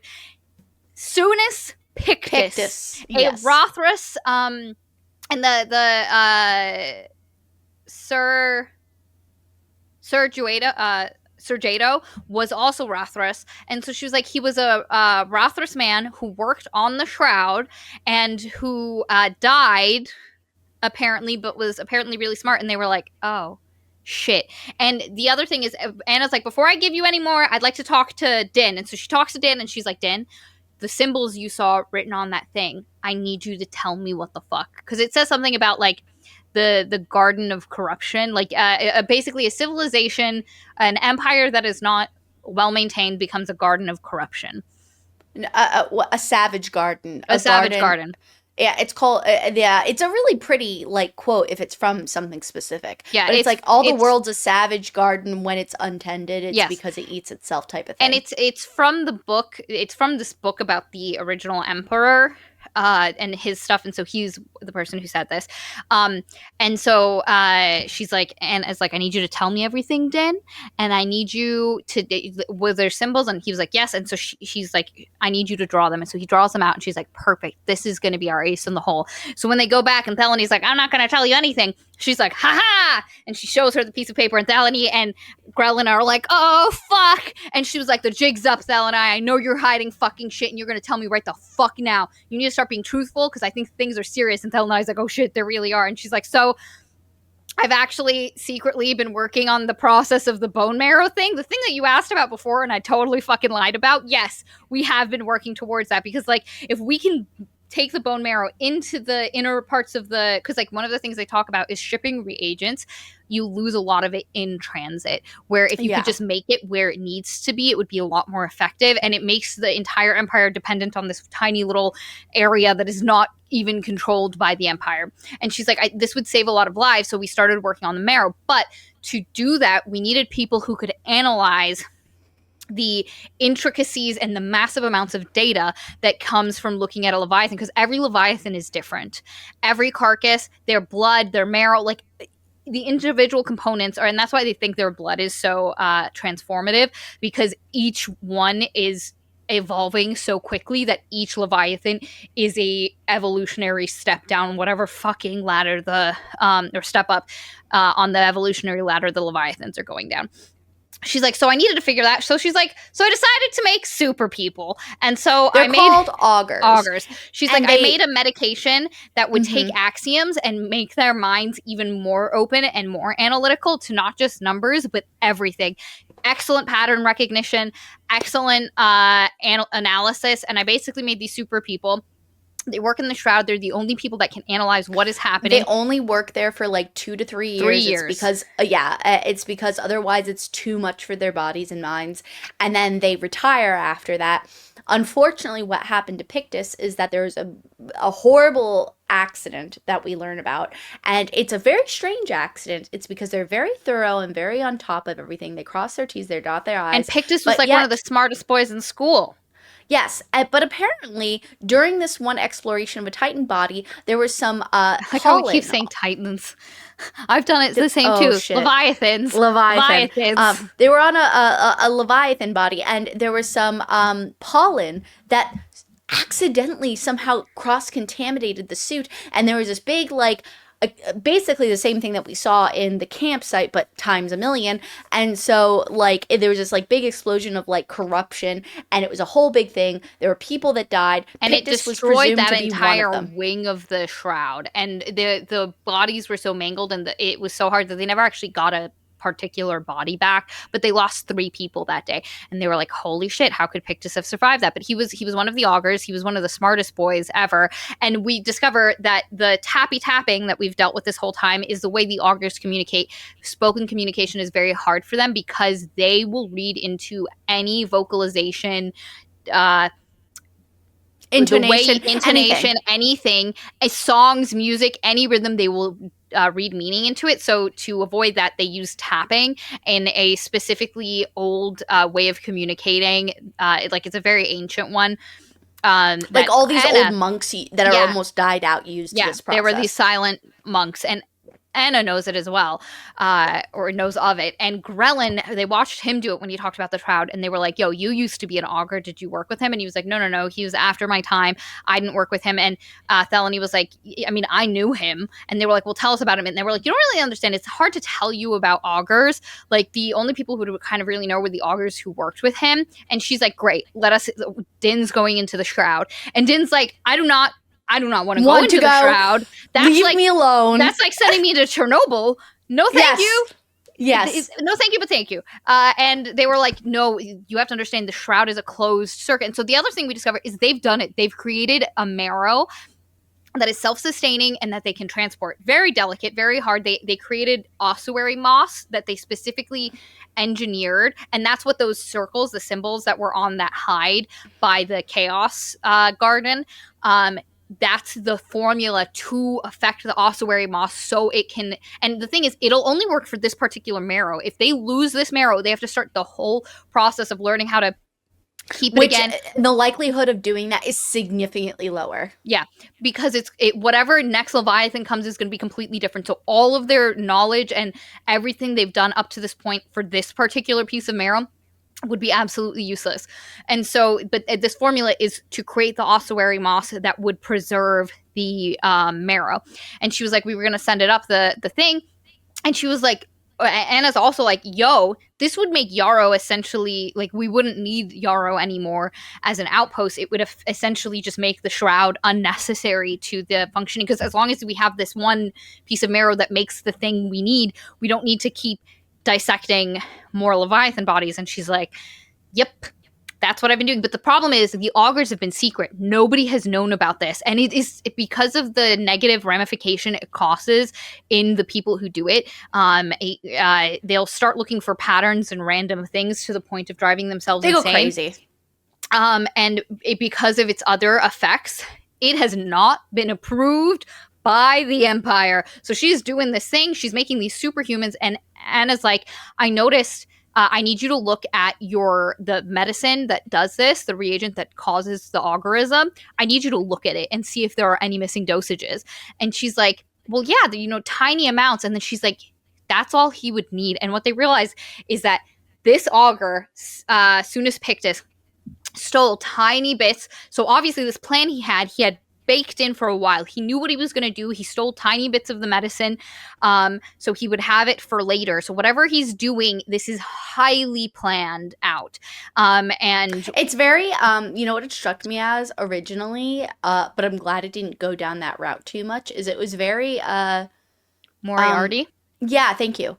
I was like, oh, wow, is this the Moriarty of this tale? And it's not. And thank God, because I thought that was way too cliche. Yes. And basically, they made a super genius guy who was already smart prior to this. Like he was a very smart ape oath, and now he has the ability of an augur, and it matches into what that one smuggler told them, that he was able to predict the future. He could tell just by looking at you who you spoke to recently, and that kind of stuff. And it was all just this pattern recognition. So it was no actual telling of the future. It was just intense pattern recognition and being able to predict from data. And so they were like, we need to figure out, he's been living in the canals this whole time, but his crimes that he does has only been happening the last 3 weeks of the month. It never happens the first week of the month. So something is, there's a limiting factor here. And Anna's like, and then yeah. Oh. She's like, great work, everyone. She was like, we'll have to figure out more. And she's like, Din, Mallow, I need you to get your dress uniforms dress stuff ready for tomorrow. And they're like, why? And she's like, because. She's like, and then lo and behold, the next morning, ding, ding, ding, the king is dead. Yes. The bells are chiming. The king of Yarrow has been slain. And Anna's like, I knew that would be the next step. I didn't know it was going to be the king, but she's like, I figured his next step was going to be that his next murder would be in the city, and so we would have to be in our dress uniforms to be able to get there. She was like, I didn't realize it would be the king.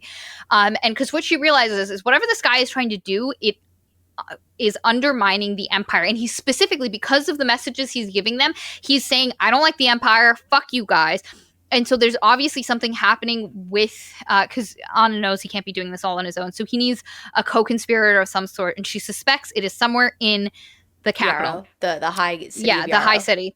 And so they go in, and before they even leave, they get a letter, and it is from the Prince of Yarrow, who's now going to become the regent. And he's like, hey, I saw your letter that you mailed to Cardas, saying, because she sent a letter to Cardas, who was in this high city, and was like, yo, we figured all this shit out.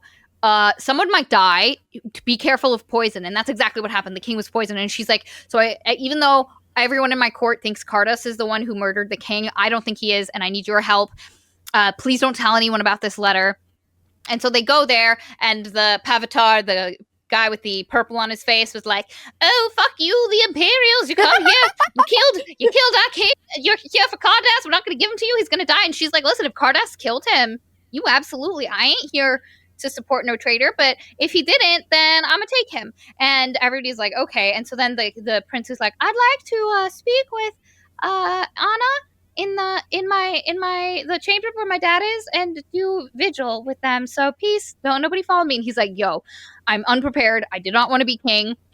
I don't know what's happening. You have to figure this out. And she was like, bet.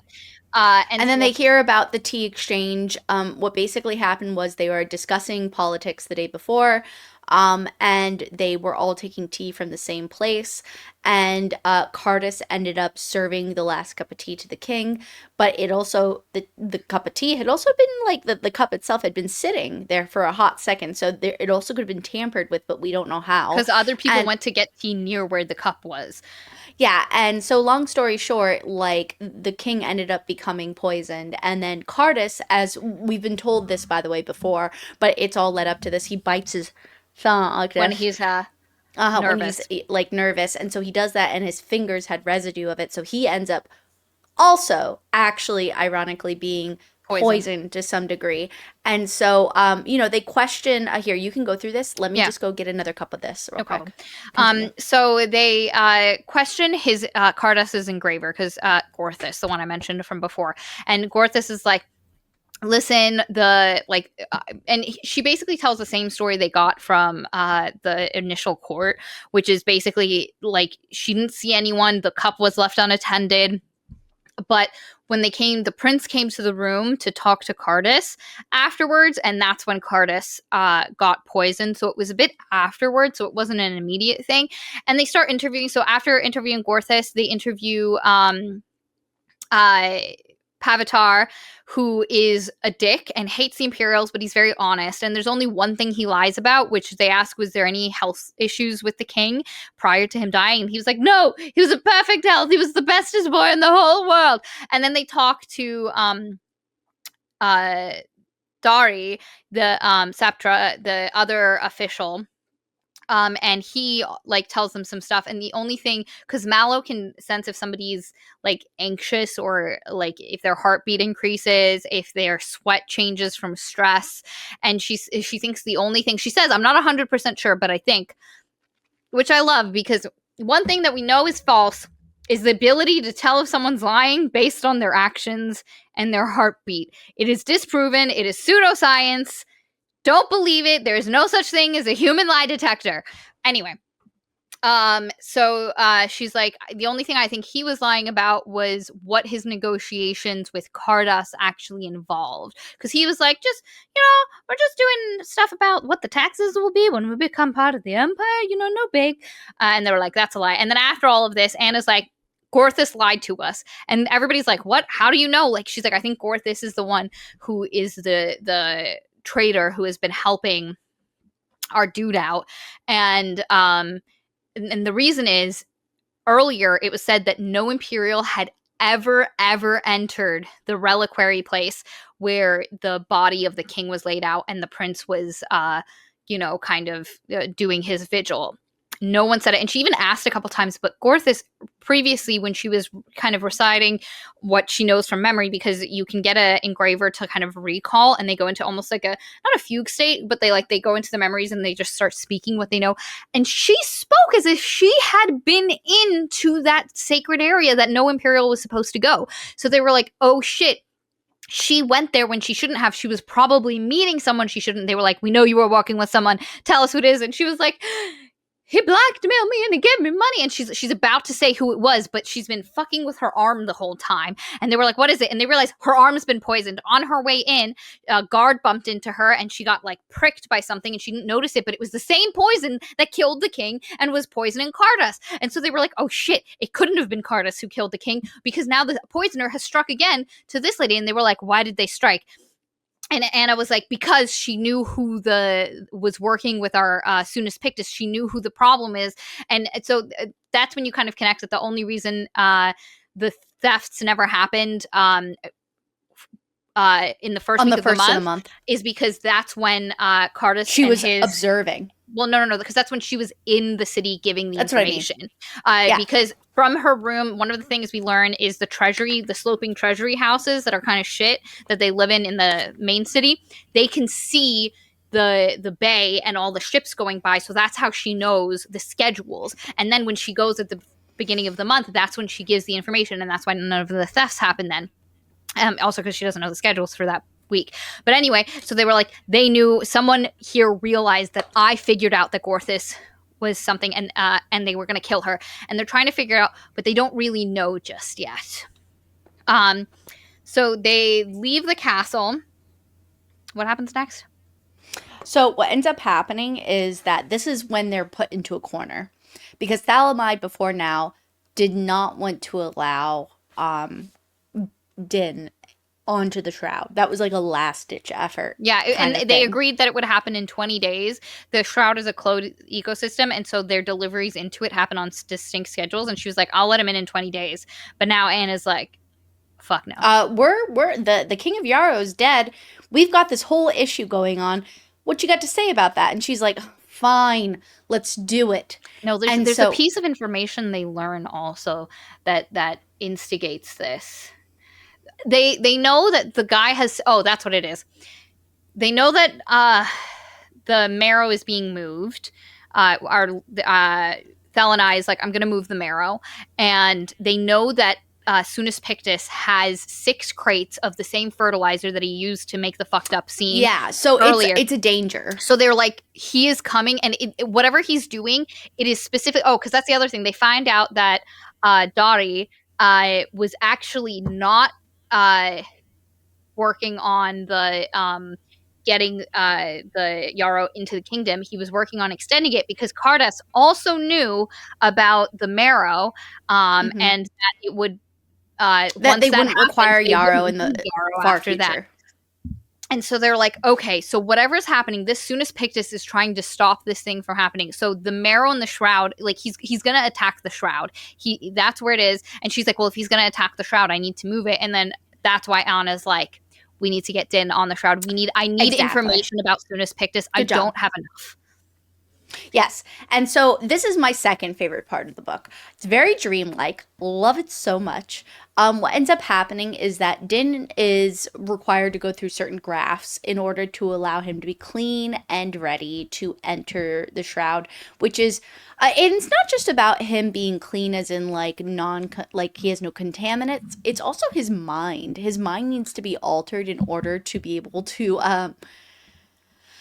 like Handle. psychologically handle what he sees there, which is very intimidating. And so he goes through these things. He's in a medical examiner's bay, and Anna's on the other side of this glass talking to him, and it's really cool. It's because this scene is like a scene of honesty, and Anna's like, so if you make it back and everything's like all this, I'll have two revelations for you.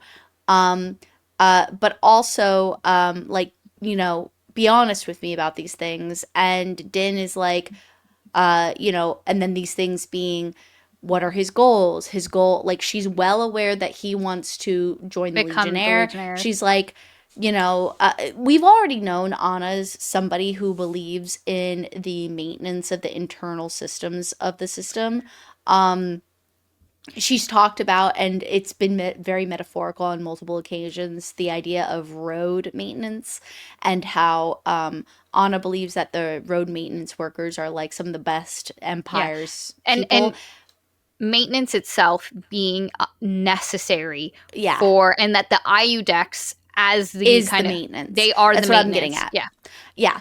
And so the point being is that she's like, I understand that you want to be a legionnaire, and yes, that is quite honorable. Yes, that is like what people of young, like who are young, who are strong, who are good of heart, want to do. Um, but what people don't realize, this is the gist of it, by the way. She says it much better, but like, and also much more like mysteriously. But she's just like, what people don't realize is that the maintenance is the key, because if we do not maintain the internal systems of our empire, then what empire are we fighting for?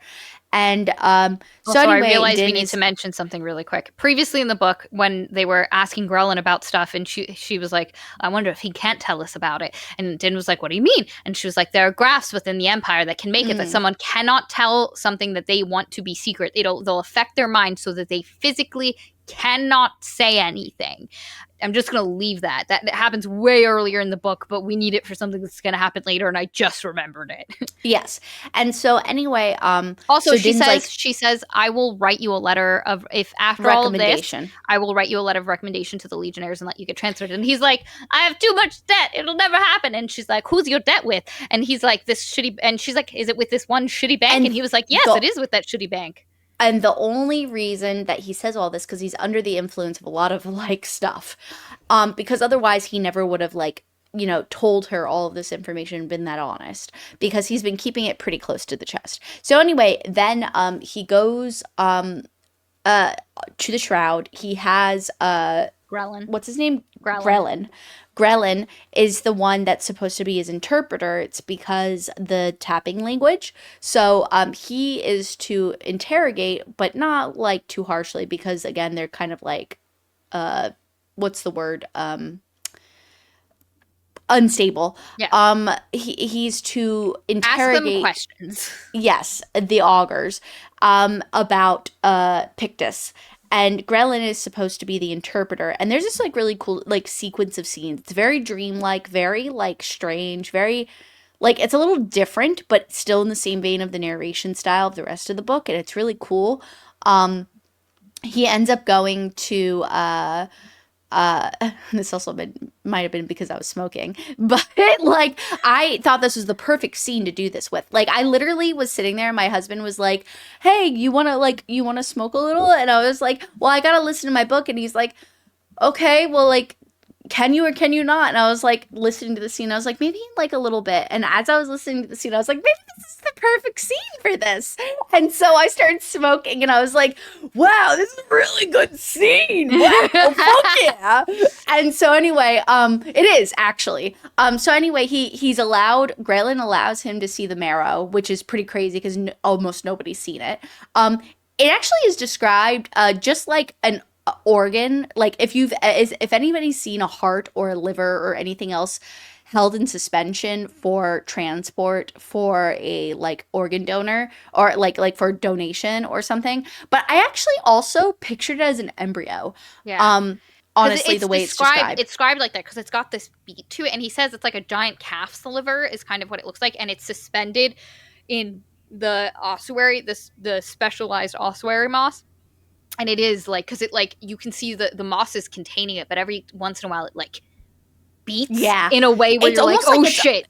so you know the way I took it as this is gonna end up biting. Like I couldn't help myself. Again, maybe it's just the smoke, but I couldn't help but think to myself, this is going to bite them in the butt much later on because this is going to explode beyond its captivity. It's kind of like the vibe that we think of with like nuclear power, not in the Yes. practical effect, but when we think about it, where it's like we are playing with fire, and like Yes. eventually it Correct. can burn us, something can go wrong, and that's It the vibe has you get. that vibe so This is on a heavily in the scene. knife's edge of being okay and then being not okay, and it is a very affecting scene. The author does a really good job in capturing that vibe. And then of course we go to a scene which actually reminds me a lot of Arrival. Um it Yeah, yeah, and the it movie for reminded those who might not have gotten that reference. The movie Arrival. yes, or the book, I suppose, but I'm referencing the movie The because I never movie. read the book. But there's a scene afterwards where these two augurs who are the closest to Pictus are basically interrogated, and it's very sad. They were both in love with him, Yeah, they but were part of his politia, which was they organized augurs in groups of 3, and he was like their elder augur, and they idolized him and loved him. And very Greek yeah, and in vibe, this right? book, yes, this book plays a lot with like, so while it has British influences, it also gives me like some Ottoman, some Greek. Like the author is choosing from a lot of different empires to inform this.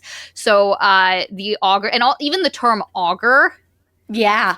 fits that. But anyway, um, and they loved him, and they wonder within there because like they're immediately they start analyzing Din. They're like, you're from Tala, and they also know something that I'm gonna argue they shouldn't have fucking known. There was no Which reason part? for them. Why did they know that the Empire is trying to make the Khanum clone and recreate the Khanum dynasty and group? Why Why would these wouldn't they? people? No, why would We they? don't know what they're researching. Well, the thing is Well, we so that's do. an author fault. That's Yes, an author that's fault. it is an author fault because they are not allowed to know anything about the outside world or anything outside of. There's literally a point where That they're like, must mean they're working on it someplace else, and that's what again, they the rest of the author fault. civilization Author doesn't fault. know. Yeah, the rest of the civilization doesn't know these augurs exist.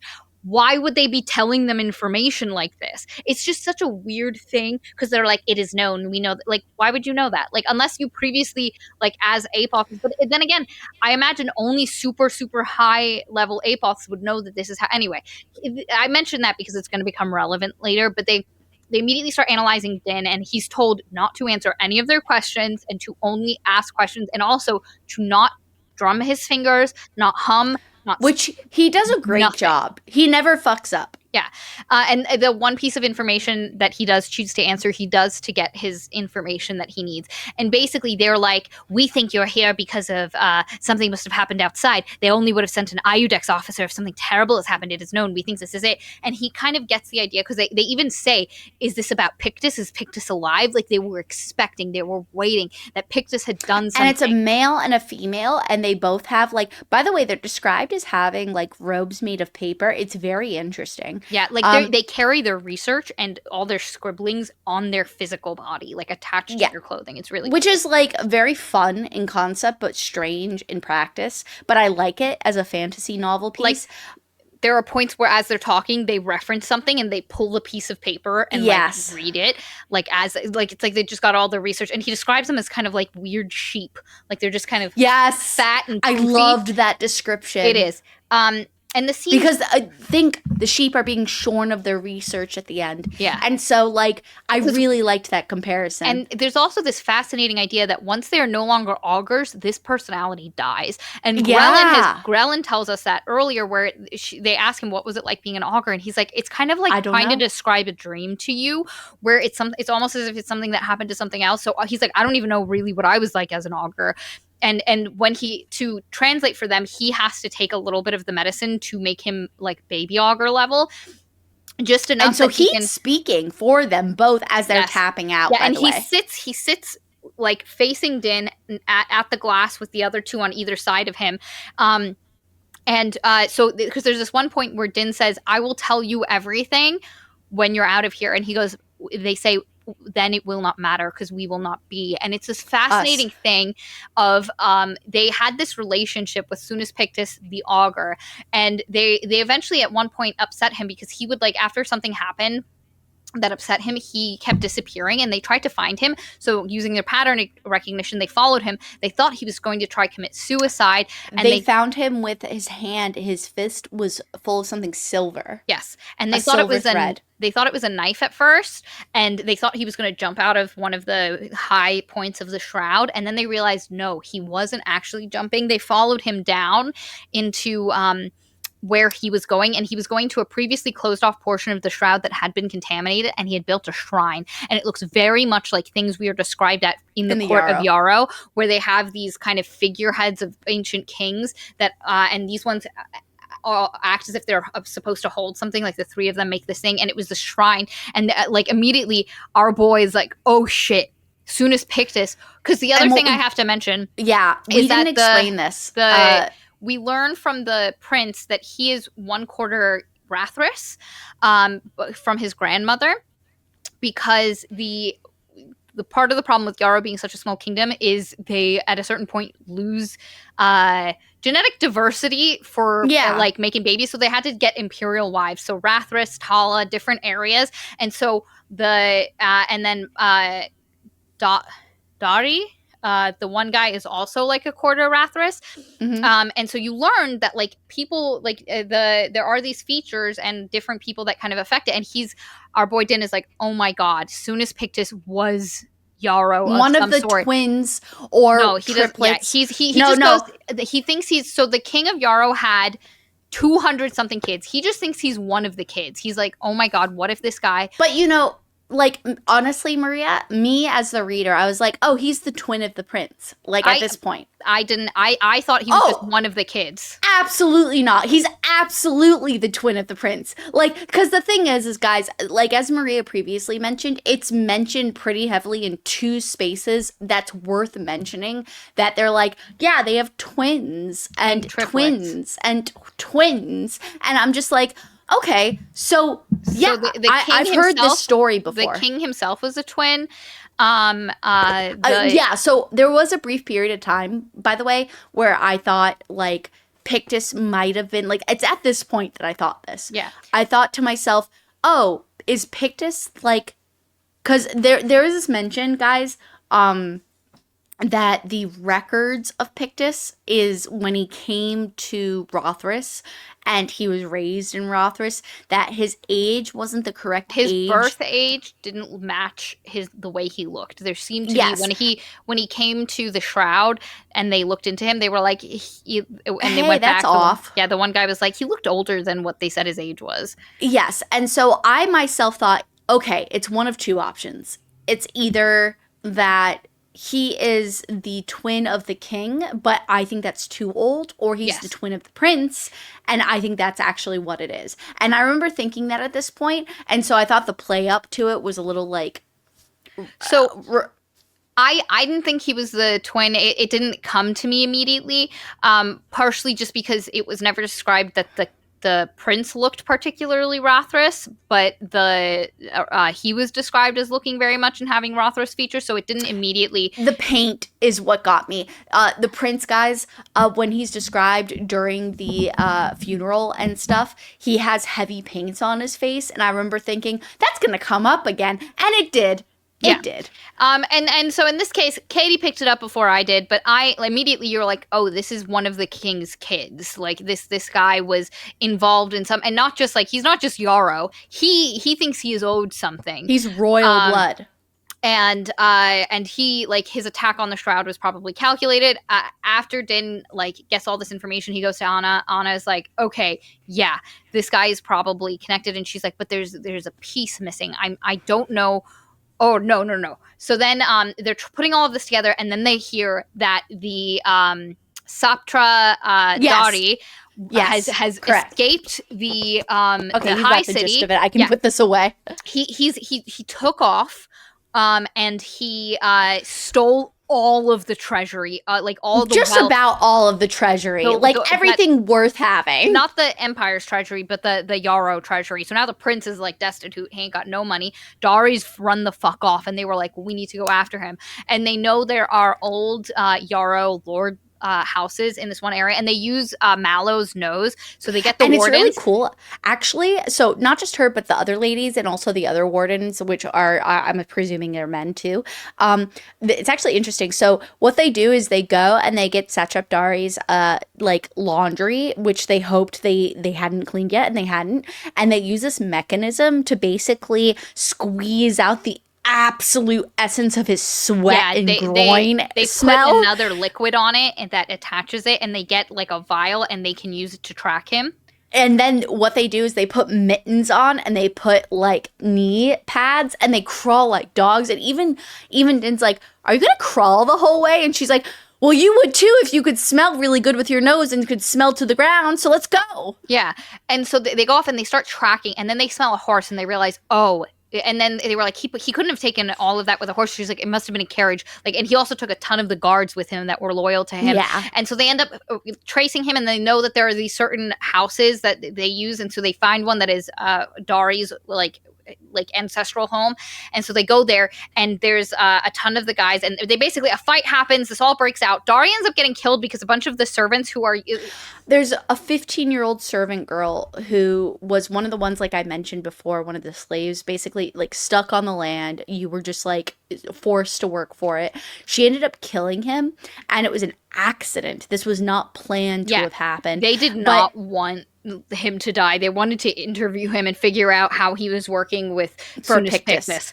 Yes. But what they end up finding is a ton of crates, and within these crates of both like the Yarrow Kingdom's like wealth, gold. They also found all 6 crates of the fertilizer, as well as an additional crate which had a corpse in it. And Maria, whose corpse was this? Soonest Pictus's corpse. They look at it. It has all the, because one of the things Anna realizes is if you find someone you think is Soonest Pictus, you need to look at them for Blotley fly marks, because they use the Blotley flies to sense contagion, because they latch on. They look for they suck out your blood, and if there's any contagion, they'll die. And she's like, and she realized, and I forgot to say this earlier, but they realized, Anna put together how he was able to get the blood of Ser Jato and do this. They basically drained Ser Jato dry of blood, and that's why he was missing that piece of skin on the back of his remaining arm that they had. What little you saw of the, because otherwise you would have saw way more. And that's why they had to feed him to the turtles so nobody would figure it out. But anyway, they used that to get the Blotley flies sucked. And there's a comment that's thrown away much earlier in the book where they say if the Blotley flies they'll suck so much blood eventually. Long enough, they'll suck so much that eventually they'll start putting your own blood back in you. And Anna puts it together. She was like, oh, they use the Blotleys to take the blood out. Then they put the blood on Pictus, and Pictus was able to get living Ser Jato's blood in his body by basically and that's doing how he opened living, the treasury vault. He was able to do a living. So they were like, he's going to be covered in Blotley fly marks. So you just need to find someone. And they see this body. It looks like the photo of Pictus that they've put together based on witness reports, and it's covered in these marks. And they're like, holy shit, he's dead. So then they go back, and Anna's like, I'm missing something, because she was like, we were so close, but the weapon is still out there, because they were like, look, we got all the 6 crates back, we're fine. And she's like, no, you need to test those to make sure that they're at the right potency. And the first 4 are fine, but then the 5th one is like missing like 5% potency, but then the last one is missing 40% potency. And so they were like, oh shit, whatever weapon he was planning, he already has what he needs to do it. And knowing him, he probably already preset it somewhere. And so they're like, he's dead. What is he doing? Where is the weapon going to be? And Anna's like, okay, I need to figure this out. And so she asks And for a meal. so, wait, guys. So prior to this, Anna, at a prior point, when she had even in the first book, she's a weirdo. Yes, but earlier in this book, there's a specific point where she's like, I need to dine in order to be able to come up with these hypotheses. And so she's fed a lot of different weird shit, and which she asks for. And now she's like, can I have these three stone or whatever of a measurement, a certain measurement of mushroom, and it's a psychedelic, and they're like, well, this is highly regulated, and she's like, I'm well aware, can you get it for me? And what's her face, Thelenide, is like, yes, I can get it for you. And then she's like, I also need 2 calves livers, and she's like, and I need them raw. And so Din goes and gets it. And so it's very much like a sacrificial, which the author specifically puts into the narration. Like, it feels like a sacrifice. And so Din brings her the raw calf livers, and she mixes in the mushrooms and she eats it strip by strip. And it's almost like she delects in it, but at the same time hates it. And it's like really fun to listen to her eat. Like, I actually get hungry listening to her eat, but it makes me want vinegar things. It's crazy because everyone in the book is so disgusted they have to look away and, like, gag. And it makes me hungry. Hysterical. It's because, like, I love raw meat so much. Yeah, and that's the thing we learned from book 1. Anna likes raw meat and she likes weird shit. There's a scene early in the book where she eats a bunch of mussels and clams to the point that they start putrefying because she has so much. And she's like, I can taste the individual places, like the coral beds they were at. Yeah. And she does that with like everything. And so there was another meal where she had a bunch of weird apothecrated meat. And so there's this idea that she has this weird appetite, but this meal is different from all the other meals she's had in this book. Because this she was very reluctant to eat this too. She was like, I guess we've finally reached the point where I have to do this. And she's like, I guess I'm doing it. And so she eats it, and then she asks Din, because they're sitting in the area with all the crates and with the body and everything, and everybody has been asked to leave, and she's like, lower the lights, Din. And so he puts like fabric over the May lanterns, and so it's like this dark, very like, just picture yellow dark light.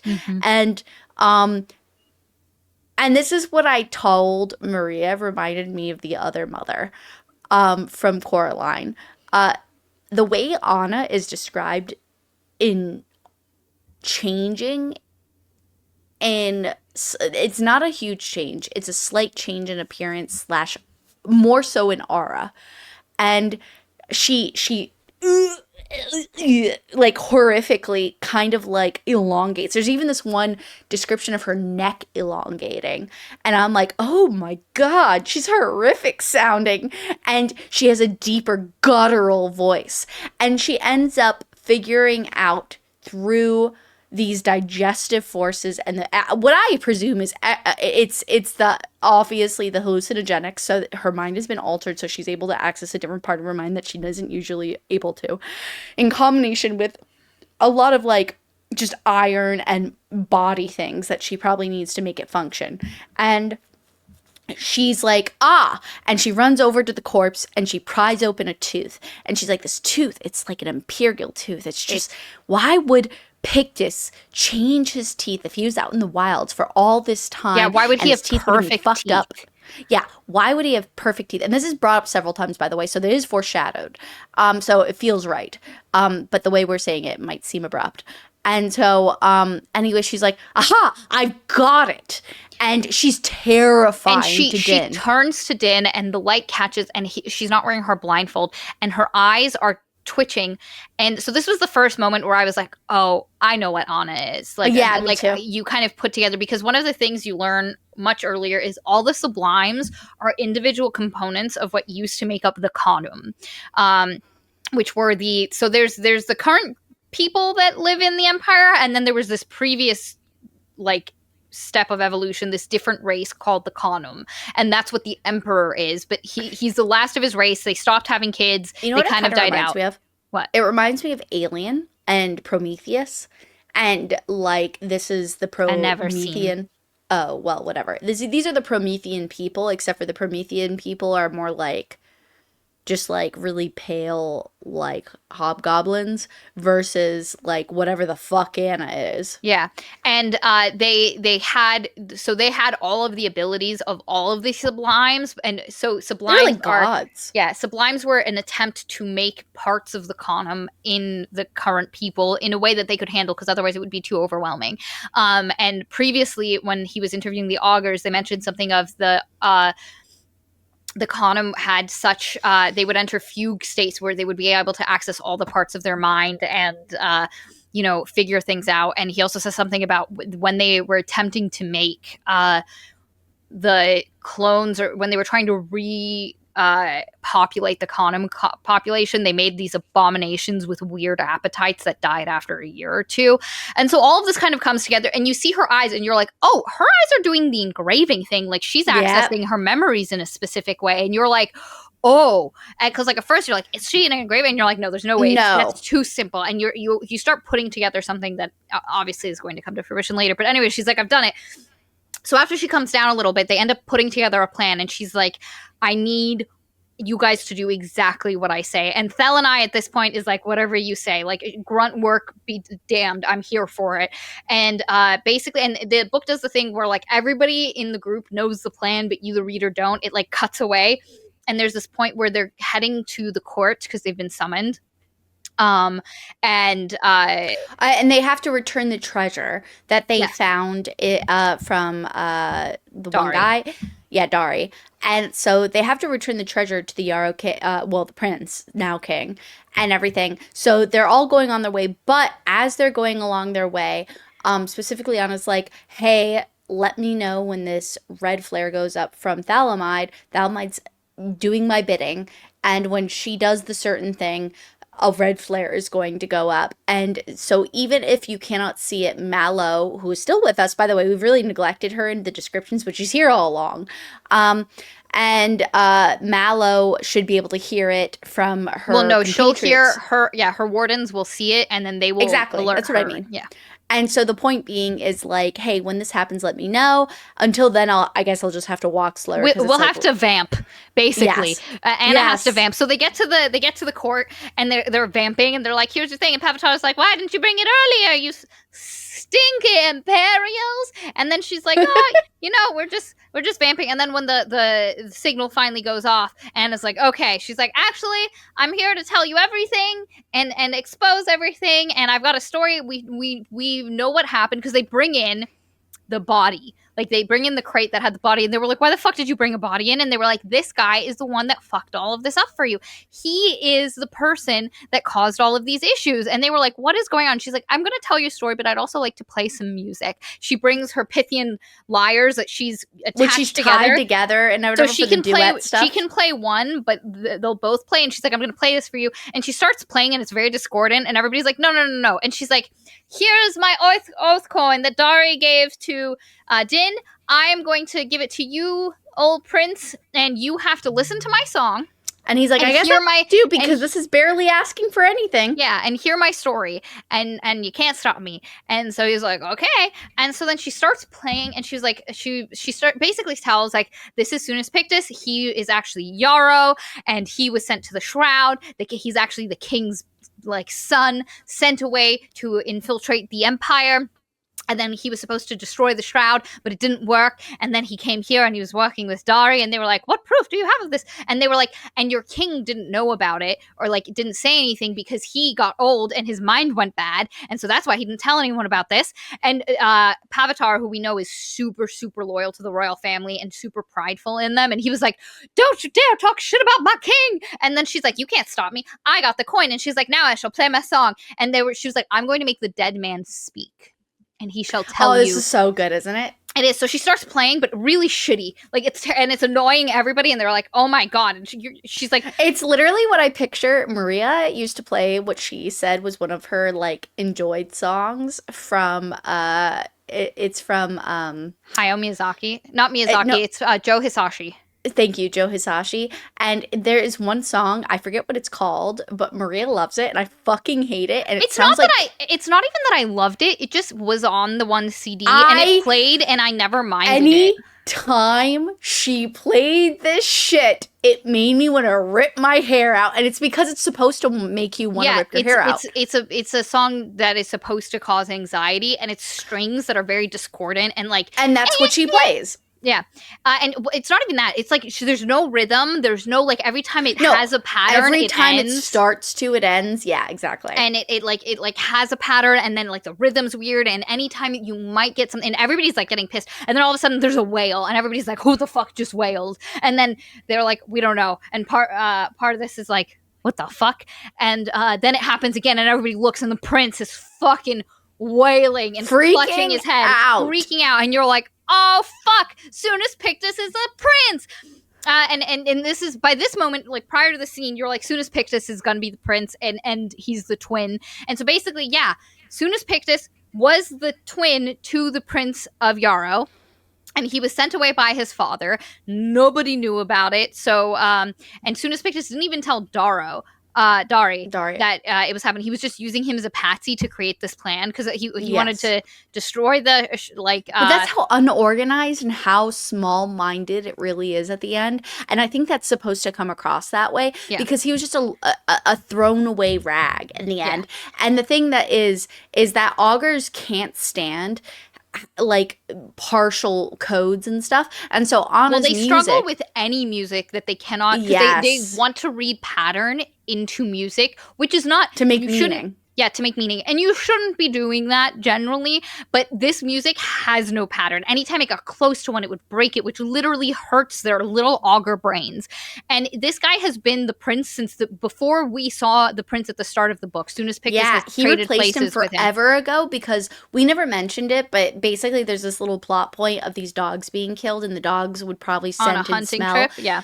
And knew that he had been switched out forever ago. But the point is it was a long time ago, and so the corpse in the box, not like let's say 3-4 weeks ago, because it was in between. Yeah. It was after he did the thing where he snuck off and did that. So it's like since the book has been happening, maybe like 2 weeks before that. Correct. And but the corpse in the box is actually the original prince. And the person on the throne is actually Pictus. And I really loved the change in tone that, what's the one advisor's name? Pavitar, that he really has. Because Pavitar, he gets angry when he realizes the truth. And he is the one that ends up, because what ends up happening is that Pictus is like, how dare you? No.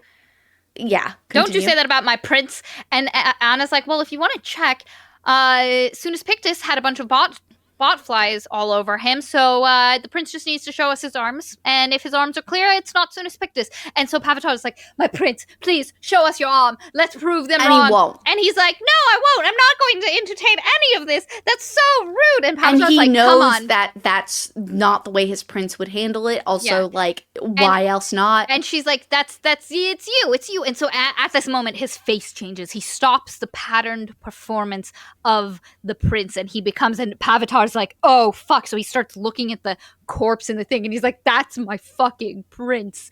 So, long story short, there's a very short battle of like a few people that were hired by Pictus to be betrayers. They kill him off, and Pavitar is like, he ends up killing him because what Pictus is hoping for in this moment is that the Empire will take him as a subject, and he's like, no, but I'm your subject, like blah blah blah blah blah. And then Anna's like, no, we're not on Imperial land. But also just to explain, he did this out of nihilism and like for Yes. money, because she thinks it's like this whole big thing for the sake of the empire. Like he loves Yarrow and he's trying to help Yarrow, because you realize that he's not actually after the shroud itself.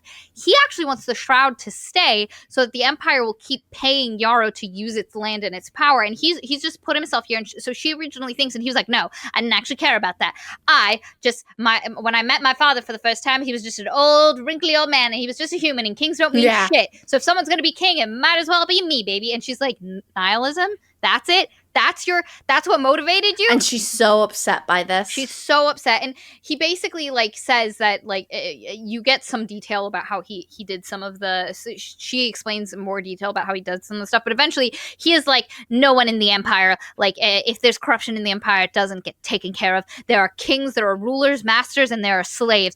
And she was like, our girl's like, no, that's my literal job. And he was like, you can't touch people. And she was like, well, you'll never find out what would have happened in the Empire, because you're gonna get your justice here. And he's like, no, as Katie said. And she's like, nope, Pavatar, as the representative, you're not gonna let me take him for imperial justice. And he was like, no, absolutely not. He must take our justice, because in their world, there is nothing more sacrilege than killing your family for power. Yeah. Like, you're not supposed to do it. And it's specifically something they've done because they've had so many twins and triplets that they've had to enact this rule so that people would stop killing their family. So it's become a huge taboo. And he killed his brother and his papa for power. Yes. And so Pavatar basically like cuts his throat.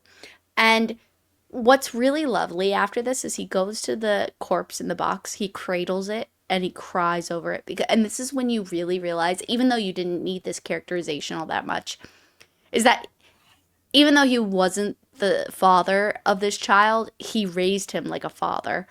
And he loved him, at the very least, to some degree. Like, it might not be like a true father, but he still loved him because he like cradles the true prince's body. I didn't take it like that at all. I took it as he is the last in his line. There's nothing Pavatar prizes more than the ancestry of his king, that sacred thing coming down, and now it has been killed. He has had to kill the one, but for me, it's not like a father's love. It is the forgive me. Maria is right. Like, there's nothing to have. That's why I said that. There's nothing to have described anything about this relationship as parental or in that exchange. But it's a great loss. And he cradles him. What I meant is he cradles him like a father. And he says, "What have they done to you?" And it's not and it's really to the Yarrow Kingdom. Yeah, to the Yarrow Kingdom and this whole thing. And it's just like this great moment of how this thing has crumbled because it was so weak and so easily manipulated. And what I will say is I found it a little anticlimactic for me as a, like... really? Like, Sunus Pictus ended up being a bit anticlimactic for me. Like, in the end, he was dealt with kind of easily, and it, like, wrapped up very neatly. And I did not love that, because he was built up as such, like, a presence, that it felt a little anticlimactic. I enjoyed it. I could see what you mean. I liked how the mystery got resolved as far as like the whodunit of it all. I think I think it feeds in. I agree with you from a plot point standard. I think within a thematic standard, it fills into the author's idea of you know what I mean? And I completely agree. I think thematically it's fitting into what he's doing, but from a satisfaction from the plot... It's a little frustrating. I walked away with this and I was like, that was it? That was... I was okay with it, but I did want to, like Maria, I did maybe want a little bit more, but that's fine. I felt like I'd been teased. I wanted a little more. So again, this is why I feel like 4 books, but that was a conversation Maria and I had prior to even recording this, and we're not going to go back into it. Yes. But the point is so anyway, all is resolved for the most part. They realized that, so the flare went up. We didn't explain this. The flare went up at a certain point, and what that meant was that Thelamide had found the Oh, yes, this is what bomb. She says to him. Yeah. Yes. Thelamide had found the bomb the fertilizer and such. It was in a water crate later on, as we learned to know, which would have been really hard for apoths to find because it would have been hard to smell and everything with the water. And the point is that it was very well hidden, very, very And he was cerebral. smart enough that because he wasn't actively, this is something that she mentions, this is what I was trying to remember to say. He wasn't actively trying to destroy the shroud. He wanted to destroy the marrow, so he knew that Thelamai was going to move it and it would be on a ship. So he was specifically targeting the dock that the ship would come up to gather all its Yes. stuff for its voyage. And so in her stupor last night, our girl Anna figured that out, sent Thelamai and said, look in everything until you find the distillery thing, Yeah. and send a flare up. So when the flare goes, she's like, "Ha! We found your bomb at the docks. You thought we were too dumb to figure out your plan." And he was like, "Fuck you!" And also, before he dies, he starts screaming because she calls him an abomination.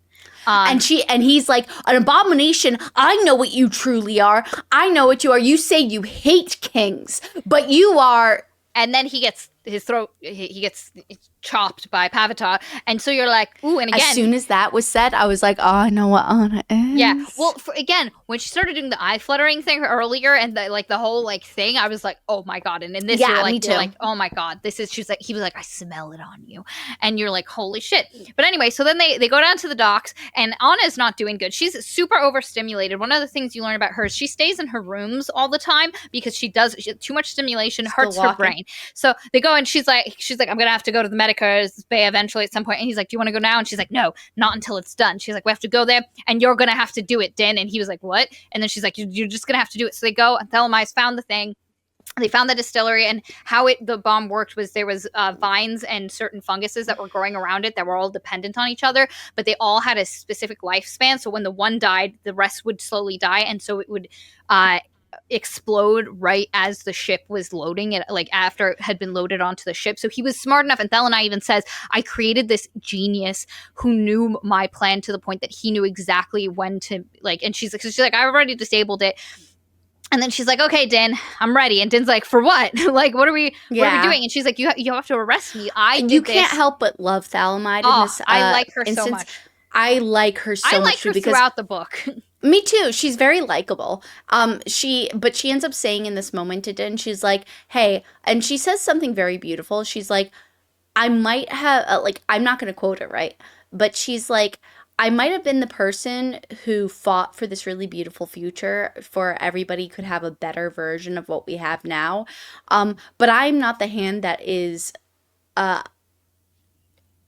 am not the hand that should receive the future or something like that, because I sacrificed others in my pursuit of this without the right ethical measures, and because of that I'm just as bad as the king and Pictus. Yeah. She's like, I was working, because one of the things he said is you did this great thing for people, and she's like, but I didn't do it for the empire. I did it for my own personal glory.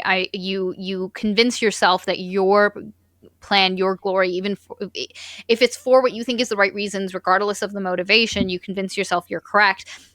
And that by hiding everything, so even though she did this great thing, by hiding the augurs and that whole thing, she opened up the empire to one of the worst potential fates, because he could have taken out the actual shroud. He could have destroyed the mayor. It put the empire on such a knife edge that she realizes her mistake. And she's like, so I don't get to see this next leg, because basically by sending the marrow to the inner rings, it's going to mean that they can make stuff and ship it much more effectively, and it will help people much more immediately. It's basically, they call it the fifth age of the empire. This is such a groundbreaking thing. And she's like, and I shouldn't get to witness that. And he was like, what? And she's like, you got to arrest me. And so he reads her rights and he arrests her, and then he goes, it's really good. It's a great scene. And then I thought she was like, okay, murder me. I thought she was asking him to behead her. And then I was like, oh, thank God. No, thank God. And so she gets taken in, and then he goes, and Anna's like, I'm not doing well. So they take her to the medical bay, and she's like, you need to put me in a coma. Induced coma for 5 days. For 5 days. And they were like, that's for brain trauma. She hasn't had brain trauma. And I'm like, yeah, she has. She's been overstimulated and it's traumatized her brain. And then she's like, Din, we're going to have a conversation when I come back up, but I need you to go get a gift. I have a blue scarf that's for you, that's in this book, and I was using it as a bookmark, and I need you to go get that, and I'll talk to you in 5 days. And he's like, okay. So she goes to sleep, and he goes to the book, And it's the book that Pictus had been quoting all of the stuff that the emperor said. And long story short, Anna is definitely a recreation of old Khanum royalty. And the last of the Khanum. yes. And she is other. Yeah, like she's in the not higher just she's not just altered and sublime. She is something completely different. Correct. And he realizes this, but he can't really put it into words. And he's that's just like, not what the thing he reads. He infers from the rings, yes, the thing he reads, and all of the memories and her weird appetites and her fugue state, yes, and all this stuff. But he puts it together, and he's like, "Holy shit!" And what we realize is what Maria mentioned before is that unfortunately Anna cannot speak of this. It's because she has been engineered in a way where she cannot, unfortunately, speak of any of these high secrets. And so this is her way of communicating with him so that way he can make his ultimate decision. Because what she told him earlier in the novel was, you're going to come to a point where you're going to understand better about the nature of things, and you're going to make a choice whether or not you want to support the Empire as a legionnaire or whether you want to support the Empire as maintenance as a Iudex. Exactly. And so anyway, he reads this, he understands, it's mind-blowing for him. Days pass. Anna in the mail, he gets a thing saying that the bank that had all of his loans has shut down because of investigation, and he's like, I don't know, I no longer have any debt now. And he was like, did Anna do this? Like, what the fuck? Yes, and of course she did, or she didn't do it fully. What we learn in a little bit is that, and I'm just gonna nip this at just end this now. What we learn later is that the Iudex had already been investigating it, but when Din mentioned his issues, she sent several letters which helped nudge them in a more powerful direction, and that's why they all got shut down. But anyway, like after all this time, he ends up meeting back up with Mallow, and they have like a little like tit for tat. And they learn that Anna has already woken up and has left. And Mallow had wanted to go see the great big barge, which is going to transfer the marrow. And Anna is like, like she leaves a few hints. And so long story short, they track Anna with her smell because she hasn't showered in like 6 days, so she's stanky. And Mallow tracks her. Exactly. That's literally it. Yeah. And so anyway, Anna's like, hey, Mallow, can you go above and go watch the ship from this, like, or not really. She's just like, says, hey, can you give us some privacy. space? And Mallow's like, yeah, I'll go above where the birds are. It's because, like, I can see better there. Anyway, and so she goes and they have privacy, and they can't really discuss the whole revelation upon Anna's true origins / whatever. Maybe not origins, but mutations or whatever the fuck she is. But there is a discussion, and he's like, Mom, you should have known this from when you said so and so. I'm stuck with you. Yeah, I'm staying. I'm not going to the Legionnaires. I now understand what you mean by maintenance, and I understand the importance of this role. I'm here to stay. Yeah, because the crime that they prevented was such an impactful one that it is. Yeah. It would have been such a tragedy to the level that is comparable to what the Legionnaires do, if not more so, because of how how significant this would have all been if it had played out the wrong way. And so he's like, yeah, I'm here. And he's like, also, I got that scarf. And she was like, good, I thought you'd like it. And he was like, yep. And then she's like, and it's all metaphorical language for I understood your message. Yeah. And then she's like, I have one guy that I know who I've worked with in the past. He's had a real hard time getting, because like one of the problems, and we haven't talked about this, but Mallow has worried, depending on what happens to Yarrow, what her position will be. Because now that Yarrow is no longer needed, because they're sending the marrow upstream, they don't need the shroud anymore, which means they no longer need the wardens to protect the stuff. And she's like, what the fuck am I gonna do? And he's like, maybe we can find your place somewhere else in the Empire. And she was like, how can we even like, you don't know how shit works. And Anna's like, yeah, I have this one dude who I'm friends with, and he keeps losing assistants. He needs a new assistant. How do you think about her?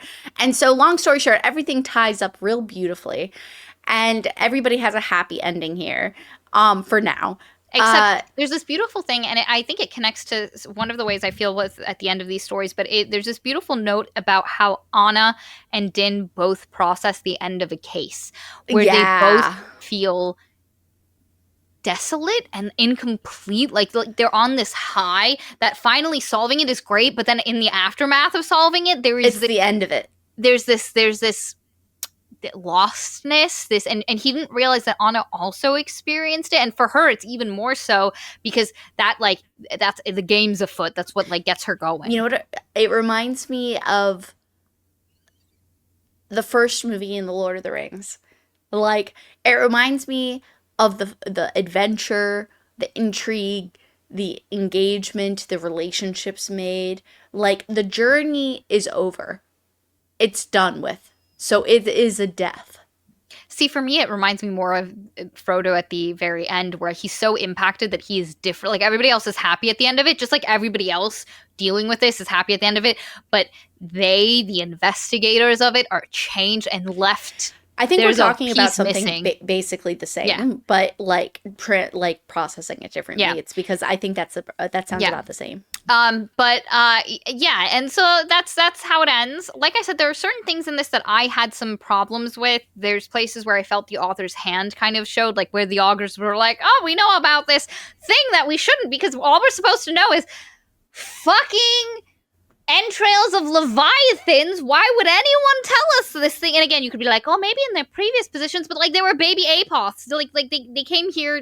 Were they in a high enough position? I don't know. I was to do shit elsewhere. I don't like it. I was already in the trance. Yeah, like if you know what I mean. Like I don't know. You were also high at the time. I was not. I was like, why the fuck do these bitches know this? These isolated. They haven't seen anyone. They're in their last year. They're about to come out. They have not seen anything for 3 years. Why the fuck do they know this?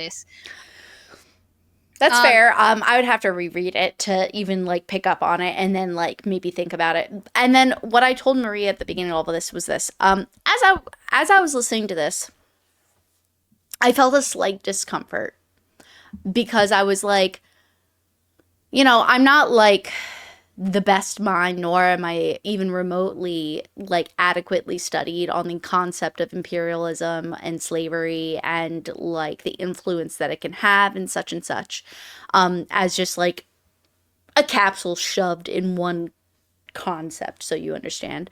And I thought to myself, I wonder if the author knows what he's portraying and what that means and what influence that might have. And then at the end of the book, not that I fully understand myself, but I'm just saying, like, this is a thought. And so, because of the ideas of, you know, like the local culture, the local government, the local royalty, and so on and so forth.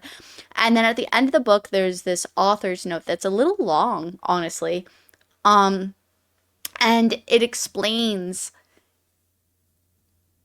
just some of his musings on specifically more contemporary, as Maria adequately said earlier, and also he says repeatedly, the autocracy and the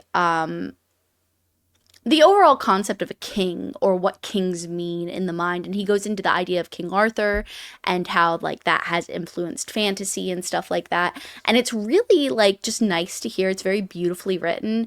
And he just explains that in the 2010s, he felt like he saw a trend of fantasy tending towards not the romanticization of like, you know, that kind of structure, but more so like a weird indulgence in the horrors that it engages with.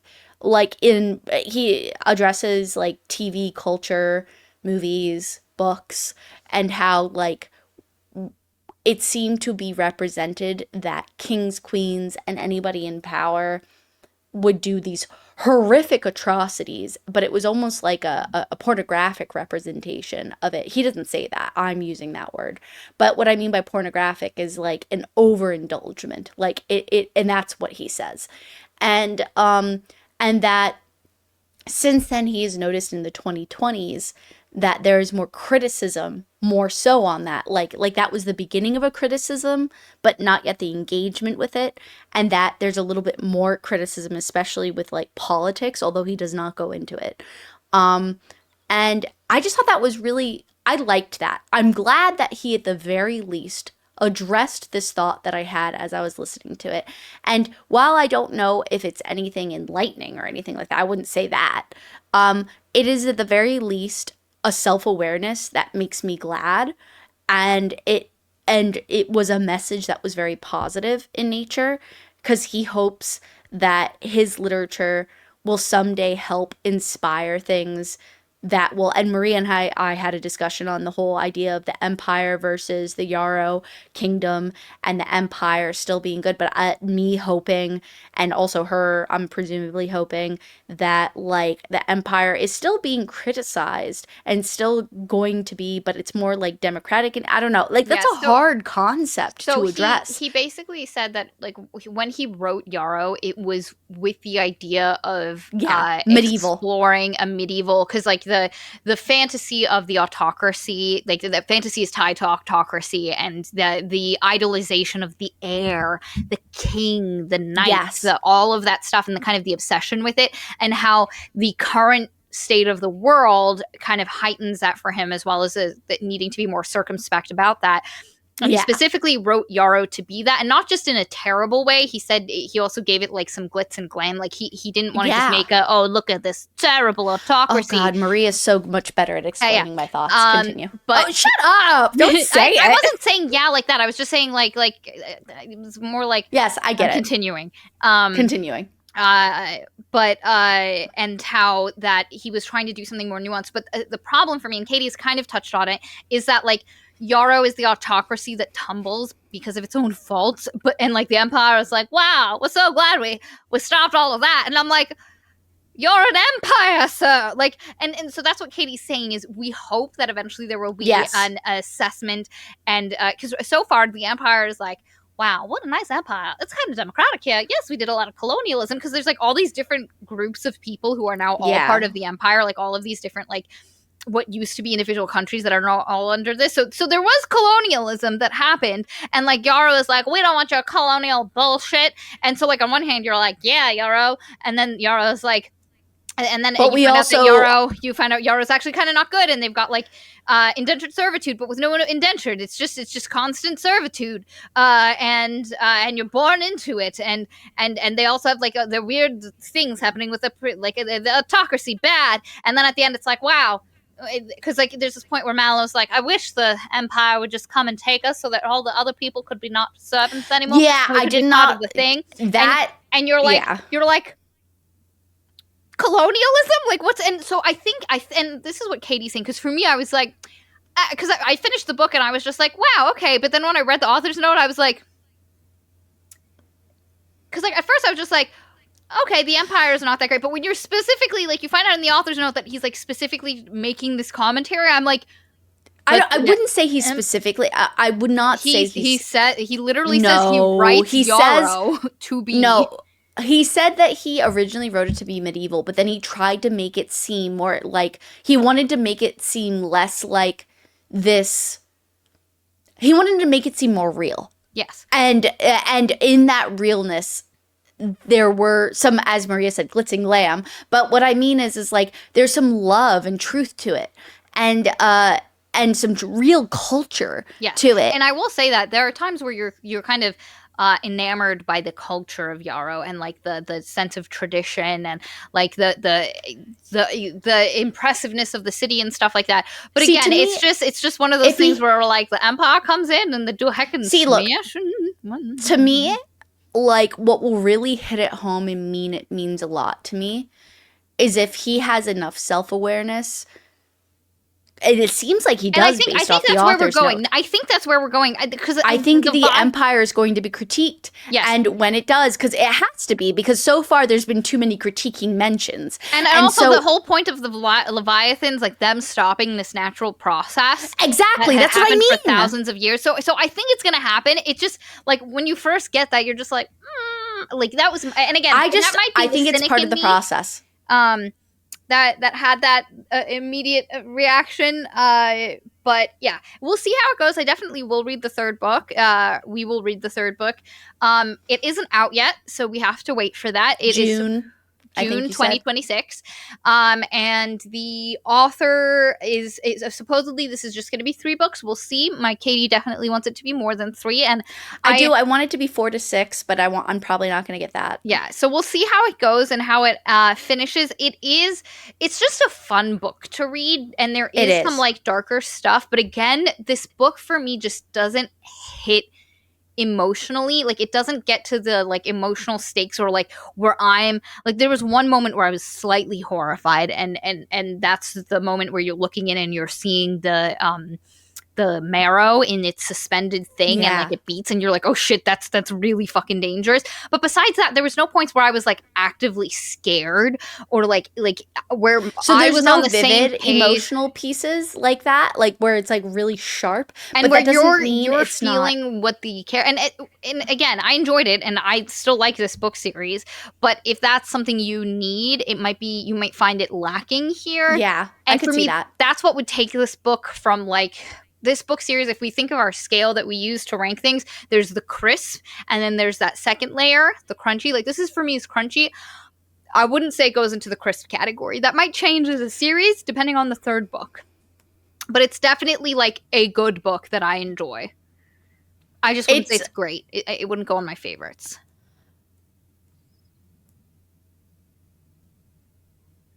It has been so comfortingly influential on my daily life when I read it that I cannot help but to say it is crisp because it brings me to a place I want to be. Yeah. So it's a pleasure I don't even to read. I will say that. Yeah. So even though I would agree with Maria on all of that, it just still doesn't matter to me. It just it brings me happiness to hear it. Yeah, there are sometimes with me, and it happened in both books, so it must just be like there are times, especially when they're talking about the technical things, and there's a lot of words flying. Because normally I can like do things and listen to a book at the same time very easily, and this book where like, and usually I can't. Yeah. And for me with this series, I'd be like, wait, what the fuck just happened? And I'd have to stop and rewind. And I did that in the first book, and I thought it was just me getting comfortable with the world, but I had to do it with this book as well. It is very dense in its own terminology, and some people struggle with that, so that's just a thing to know. I usually really do struggle with it. Yeah, for those of you, like I can't do, I mentioned this on the last video, I can't do Wheel of Time.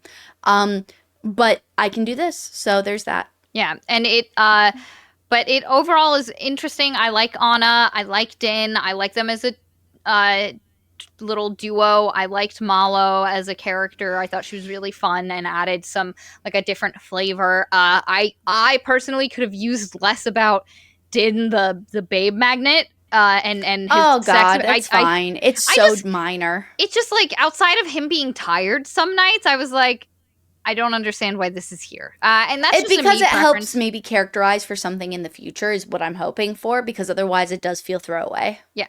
But overall, interesting book series. Like I said, for me, I would definitely put it in the crunchy category. I would say like for me, I would say like this is an 8. Like this is a solid 8 of a book. Pretty good. Like it's a good book. I don't even know how to rank this. I don't know. It's not perfect. I think this scratches a lot of your itches, you know, like it does in the way where I can acknowledge, despite the fact that I don't think this scratches a lot of my itches, but I still enjoyed it despite that. Where for you, I think it does the thing. Yeah, it does. It does everything. Versus for me, we're like spinning silver. That's my itch. That shit. I mean, look, I like spinning silver too, but there's something about this. It's something about the world building. Usually, I don't care that much about world building, despite the fact that like. As a writer, that was something that, like, was a huge elemental part of my being, was creating my own world building, especially the way I learned how to write. Yet, despite that, and that's something I've, viewed internally in myself recently to better understand myself, I was like, you know, I'm not very good at world building, despite the fact that I used to spend a lot of time on it. And I'm like, and I think it's because I don't really care about that anymore.